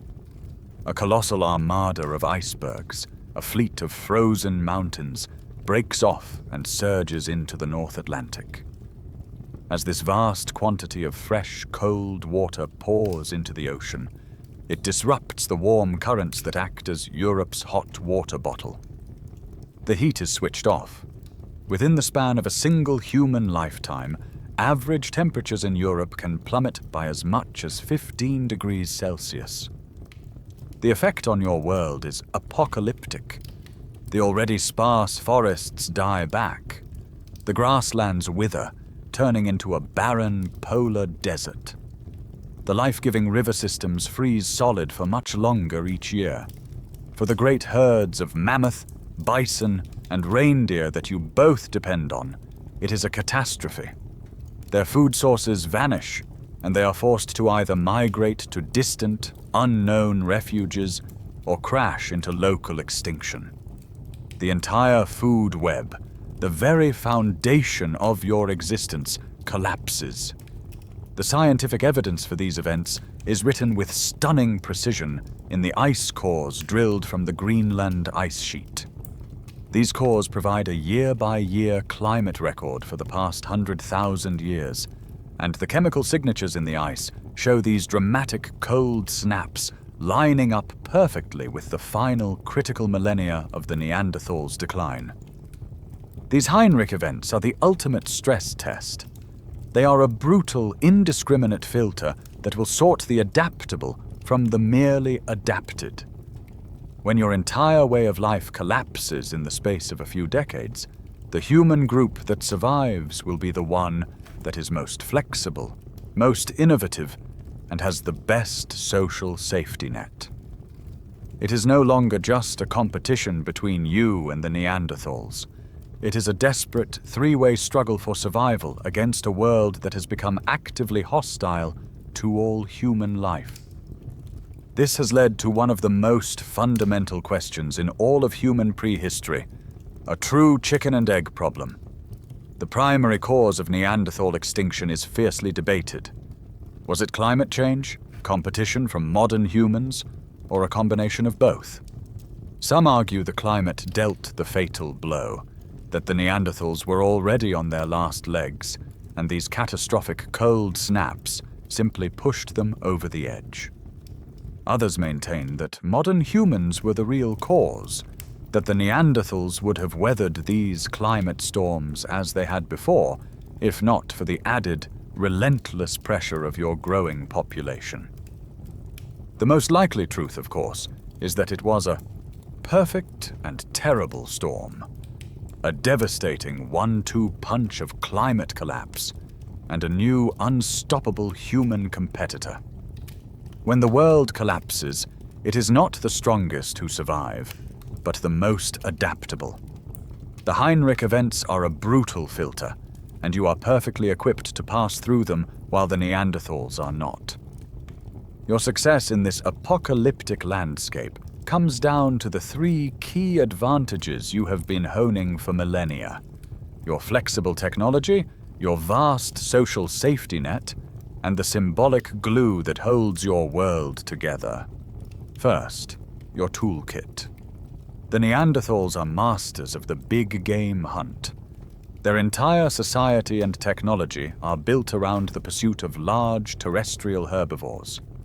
But when the Heinrich events cause those herds to vanish, their specialized world collapses. They are left with a toolkit that is ill-suited for the new reality. You, on the other hand, have a toolbox full of options. When the mammoths disappear, you turn your attention to the smaller, faster-breeding animals that can survive in the harsher conditions. You use your bone needles not just for sewing, but for making fine, strong nets to trap rabbits and Arctic foxes. You take your expertise in weaving plant fibers and create nets to pull fish from the icy rivers, a food source the Neanderthals seem to have rarely exploited. Your specialized harpoons, carved from antler, become a lifeline.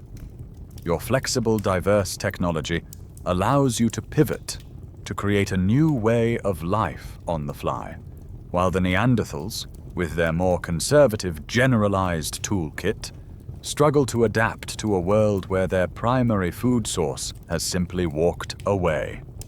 Second, and perhaps most importantly, is your social safety net. Remember those vast networks built on trade and kinship that stretch across the continent. In a stable world, they are a bonus. In a collapsing world, they are everything. When a Heinrich event turns your entire region into a frozen desert, your clan is not necessarily doomed. You have options. You can call upon your allies. You can send messengers to your kin group 300 miles to the south, in a valley that was less affected by the climate shift, and ask for help. You can move your entire community, temporarily or permanently, into their territory, knowing that the bonds of mutual obligation will ensure you are welcomed. The Neanderthals, living in their smaller, more isolated groups, have no such recourse. When their local ecosystem fails, they have nowhere to go. They are trapped. Your networks act as a continent-wide insurance policy, allowing your species to absorb regional catastrophes while the Neanderthals must face each disaster alone. Finally, the glue that holds these life-saving networks together is your shared symbolic culture. How do you maintain trust and a sense of shared identity with people you only see a few times in your life? You do it through shared symbols, shared stories, shared rituals. The Venus figurine you carve is not just a piece of art. It is a cultural password, an instantly recognizable sign that you and the stranger you are meeting share a common understanding of the world. Your cave paintings, your elaborate burials, your music, all of it reinforces a collective identity that transcends the local group. It is this symbolic framework that allows you to build and maintain the large, resilient societies that are your ultimate advantage. It is the software that runs your social hardware. You are not just surviving as a collection of clever individuals. You are surviving as a culture. And faced with the perfect storm of this new, hyper-social competitor arriving just as the climate is spiraling into chaos, the long, lonely 200,000-year reign of the Neanderthals finally comes to an end. The end, when it comes, is not a single dramatic event. It is a long, slow fading out, a story that takes millennia to play its final somber note. As your people continue to thrive and expand, buoyed by your resilient culture and growing numbers, the world of the Neanderthals shrinks. Year by year, valley by valley, their ancient territory is lost. You are not always driving them out with spears. Often, you are simply filling a vacuum they have already left, a space made empty by a failed hunt or a harsh winter they could not endure. They are pushed further and further to the geographical margins of the continent, clinging on in isolated pockets, the last refugees of a dying people. You find them in the rugged mountains of the Caucasus, the windswept coasts of the Atlantic, and for their very final act, on the sun-drenched southern tip of the Iberian Peninsula. Let us travel to their last known home on Earth, Gorham's Cave, a great yawning sea cave at the foot of the Rock of Gibraltar. Imagine the scene. This is no longer the frozen world of the Mammoth Steppe. Here, the Neanderthals look out not over an endless plain of ice, but over the sparkling blue expanse of the Mediterranean. The air is warmer, the landscape is greener. It is a sanctuary, a final stronghold where they can hold out against the pressures of your expansion and the chaos of the climate. For a few more millennia, they survive here, a tiny relict population at the very edge of the world. The scientific evidence from excavations here paints a poignant picture of their final days. The layers of earth in Gorham's Cave show that Neanderthals were living here until as recently as 28,000 years ago, thousands of years after they had vanished from the rest of Europe. The remains of their meals show that they were not stubborn, inflexible hunters to the end. They were adapting. They hunted seals that hauled out on the rocks. They harvested mussels and limpets from the shoreline, and they climbed the slopes of the rock to gather and roast pine nuts. They were intelligent, resourceful, and resilient right up to the very end, which makes their ultimate fate all the more tragic. Now, picture the final fire. Perhaps it is just a single family left, an elderly couple, their children long gone. They sit at the mouth of the great cave, the setting sun painting the sea in shades of orange and red. They look out at a world that is no longer theirs. The smoke from your distant fires can now be seen in the next valley. The sounds of your language drift on the evening breeze. They are alone, the last of their kind on a planet that now belongs to a different sort of human. They are the final whisper of a story that was 200,000 years long. When their fire finally goes out, it will not be lit again. This is what extinction means. It is not just the death of individuals. It is the death of a lineage, the final, irrevocable silencing of a unique way of being human.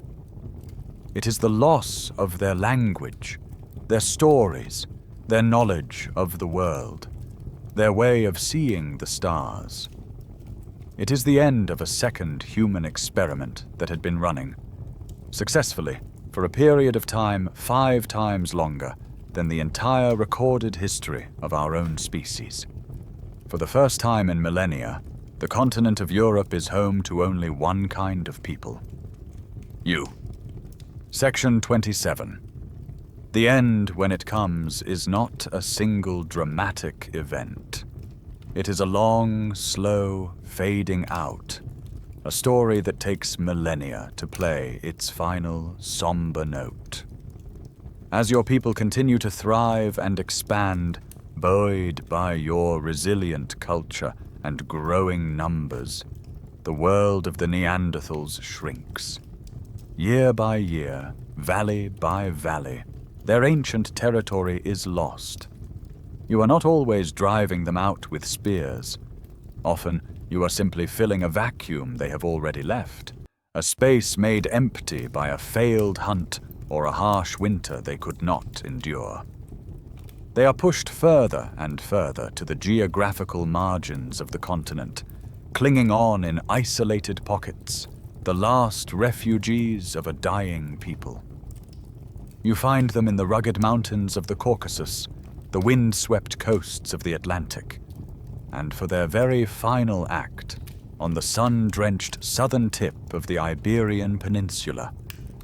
Let us travel to their last known home on Earth, Gorham's Cave, a great yawning sea cave at the foot of the Rock of Gibraltar. Imagine the scene. This is no longer the frozen world of the Mammoth Steppe.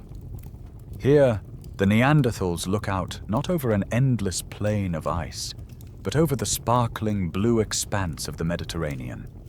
The air is warmer, the landscape is greener. It is a sanctuary, a final stronghold where they can hold out against the pressures of your expansion and the chaos of the climate. For a few more millennia, they survive here, a tiny relict population at the very edge of the world. The scientific evidence from excavations here paints a poignant picture of their final days. The layers of earth in Gorham's Cave show that Neanderthals were living here until as recently as 28,000 years ago, thousands of years after they had vanished from the rest of Europe. The remains of their meals show that they were not stubborn, inflexible hunters to the end. They were adapting. They hunted seals that hauled out on the rocks. They harvested mussels and limpets from the shoreline, and they climbed the slopes of the rock to gather and roast pine nuts. They were intelligent, resourceful, and resilient right up to the very end, which makes their ultimate fate all the more tragic. Now, picture the final fire.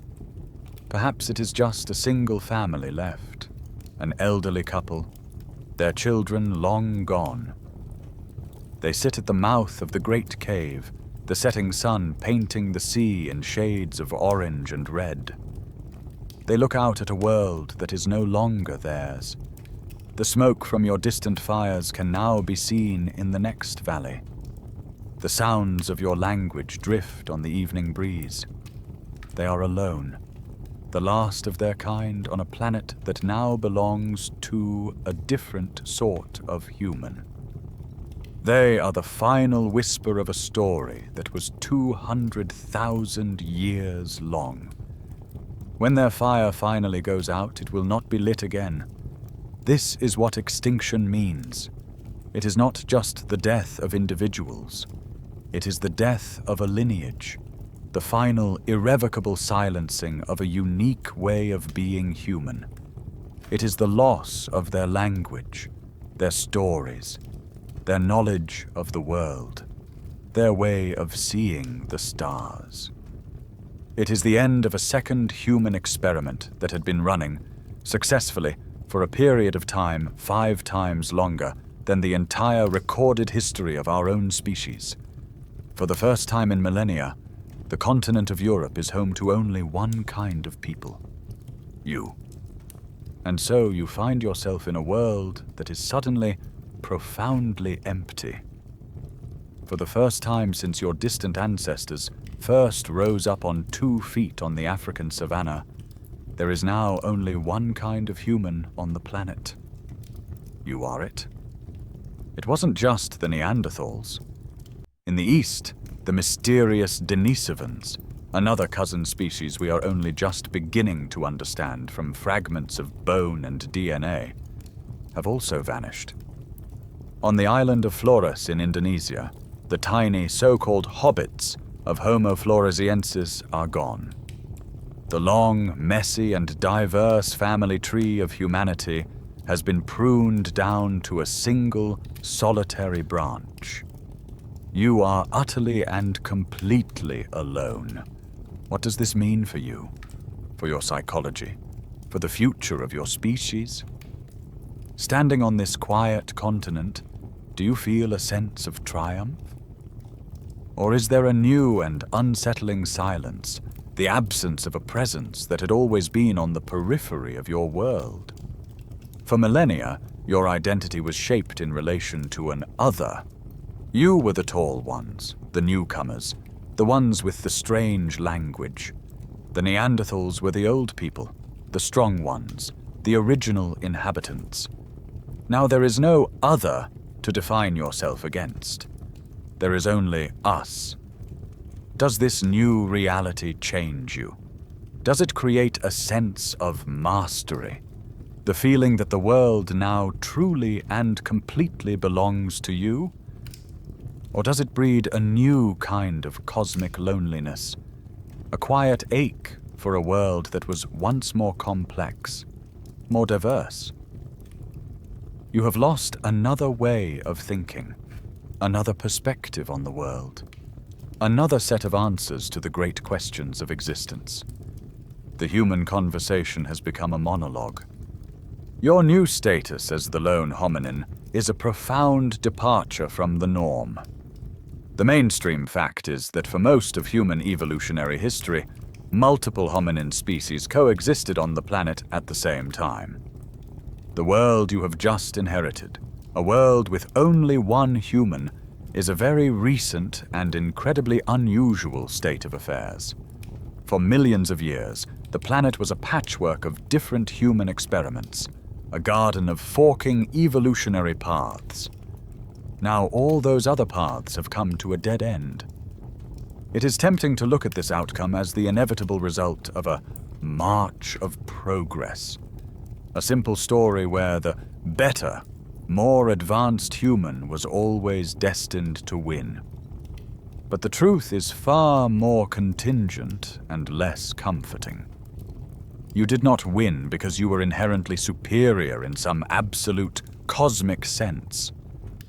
You won because your particular set of adaptations, your flexible toolkit, your long-distance social networks, your symbolic culture, your slightly faster reproductive rate, happened to be the perfect answer to the specific set of challenges posed by the volatile world of the late Ice Age. Had the climate been more stable, had your population expanded more slowly, the outcome could have been entirely different. It is not difficult to imagine an alternate timeline, a parallel universe where a Neanderthal descendant now sits by a fire, contemplating the faint, ghostly traces of the strange, tall people who came to their continent once, long ago, and then vanished forever. Having inherited the Earth, you now have to survive its greatest transformation. The brutal, frozen world that forged your people, the world of ice and mammoth that you so perfectly mastered, begins to die. The climate, which had been so violently unstable, now swings in the other direction. The great thaw begins. The colossal ice sheets that had held a continent in their grip begin to melt and retreat, grinding their way back to the north. The sea levels rise dramatically, flooding the low-lying plains and reshaping the coastlines of Europe. And the mammoth steppe, the vast open grassland that was the foundation of your entire world, disappears. In its place, a new and unfamiliar landscape emerges. Dense, thick, impenetrable forest. The great herds of megafauna, unable to adapt to this new, closed-in world, vanish one by one, heading into the long night of extinction. Your world is gone. Everything you knew, every skill you perfected, is now challenged by this new, warmer, wetter reality. The art of the mammoth hunt is now useless. The open plains you once strode across are now a wall of trees. You are once again forced to adapt or die. And so you do. You become the people of the forest and the shore. Your descendants learn to hunt the shy red deer in the deep woods. They build canoes to fish the now teeming rivers and estuaries, and they learn the secrets of this new, green world. Millennia pass. And then another revolution comes, a new set of ideas from the East. Agriculture. You learn to clear the forests, to plant seeds, to domesticate animals. You trade your nomadic hunter-gatherer existence for the settled life of a farmer. You build the first villages, then the first towns, and eventually the first cities, You become the people of the Bronze Age, the Iron Age, the people of history. So what happened to you, the tall, robust, Cro-Magnon hunter of the Ice Age? You did not disappear. You did not go extinct. You simply became us. Your genes are the foundational bedrock of all subsequent European populations.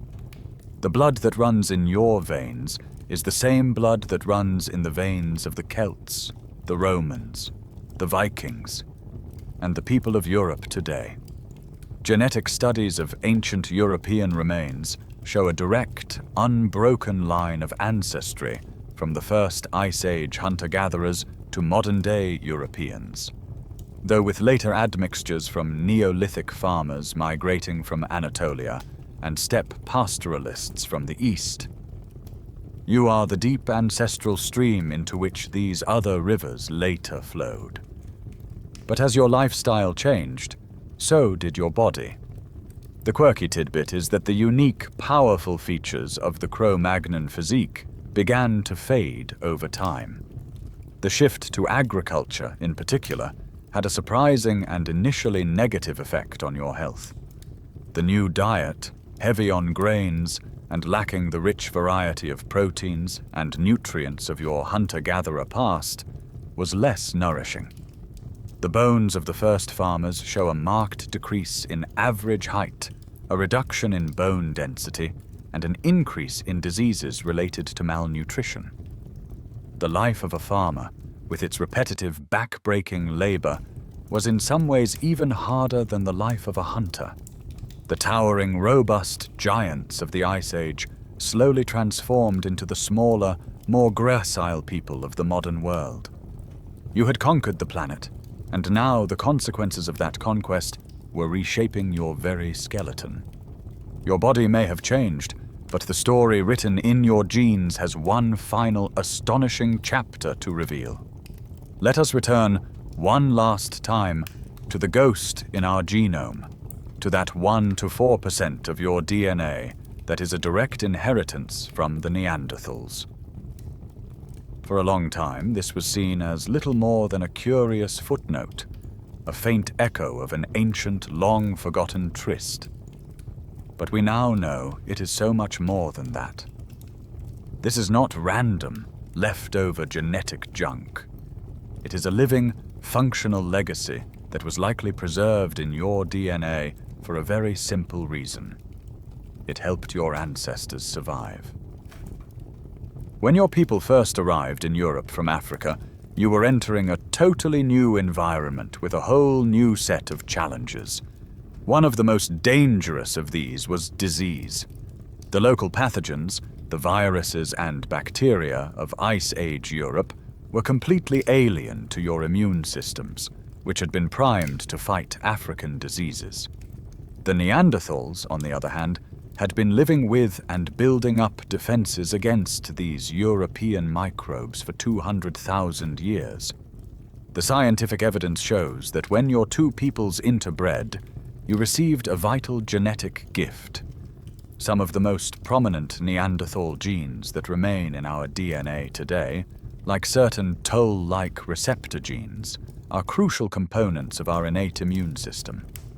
Interbreeding with Neanderthals was like getting a genetic shortcut, a software update for your immune system that gave you a ready-made defense against the new diseases of this new land. The benefits didn't stop there. Other Neanderthal genes that have survived in your DNA are linked to the production of keratin, the protein that makes up our skin, hair, and nails. These genes may have influenced skin pigmentation, helping your ancestors adapt to the lower levels of ultraviolet light in northern latitudes, or prompted the growth of thicker hair, providing better insulation against the cold. In essence, you received a genetic care package from the native people, a suite of ready-made adaptations to a continent that was still new and hostile to you. But this ancient inheritance comes with a complicated modern twist. These genes were selected because they were advantageous in a Paleolithic environment, but our modern world is radically different. This creates a mismatch. Some of the same Neanderthal immune genes that protected you from Ice Age pathogens are now linked to an overactive immune response in our modern, hyper-clean environment, leading to a higher risk of allergies like hay fever.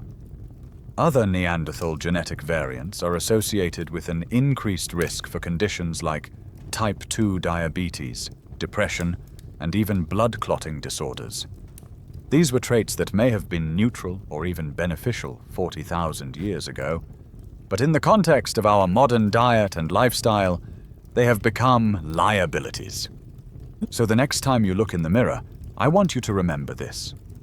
The texture of your hair, the way your skin tans in the sun, the way your body fights off a cold, even your predisposition to certain moods. All of these things are, in some small but measurable way, a gift from the Neanderthals. They never truly vanished. They were not a failed branch of the human family tree that was simply erased. A vital part of them was absorbed into the great river of our own species. A part of them survived in you.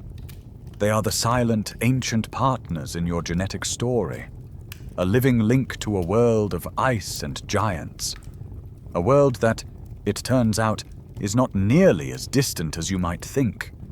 And so, we end our journey where we began, in the deep past, by the flickering light of a fire. The great beasts are silent now. The glaciers are gone. The songs of the bone flutes have faded, and the other people, the ones who shared your world, are now only ghosts in your DNA. Your long journey through the Ice Age is over. What a story it has been. A story of a creature born under a warm African sun who used its wits and its will to conquer a world of ice.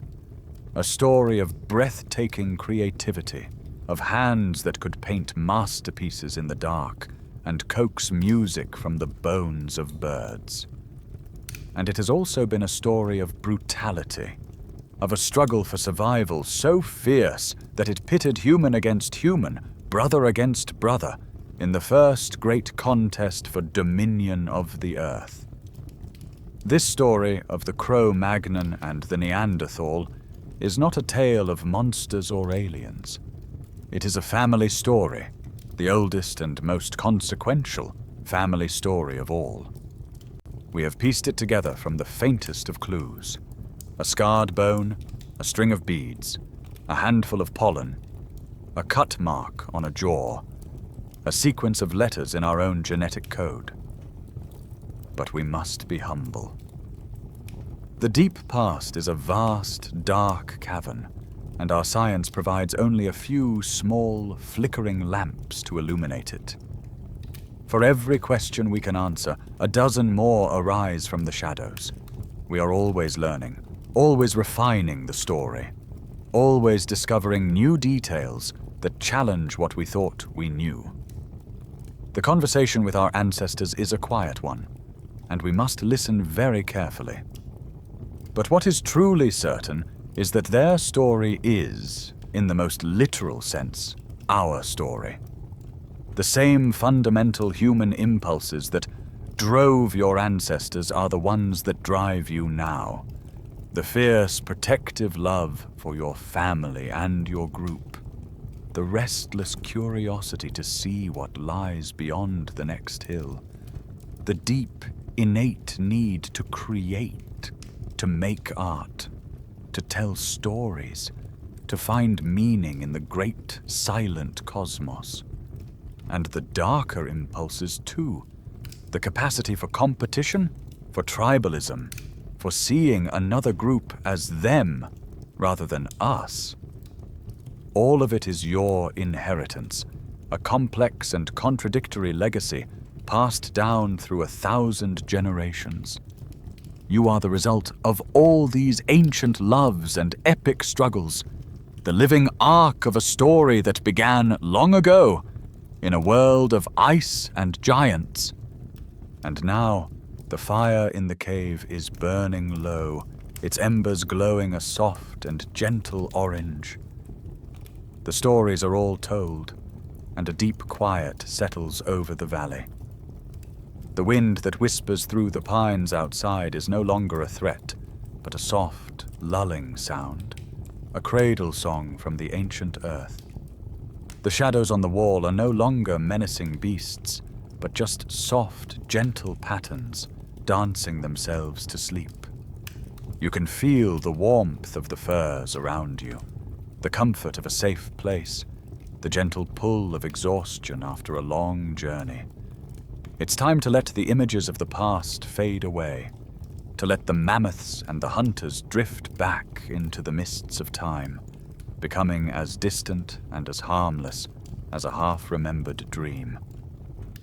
All that matters now is the gentle rhythm of your own breathing, a slow, steady tide pulling you further and further away from the shore of wakefulness. There is nothing left to do, nothing left to see, except the quiet, peaceful darkness that waits behind your eyes. Every breath is a little heavier, every muscle a little softer, as you allow yourself to sink down into that deep, comfortable silence. The long Ice Age night is over, and you are safe and warm in your own time, in your own bed, drifting now, just drifting, into a peaceful and well-deserved sleep.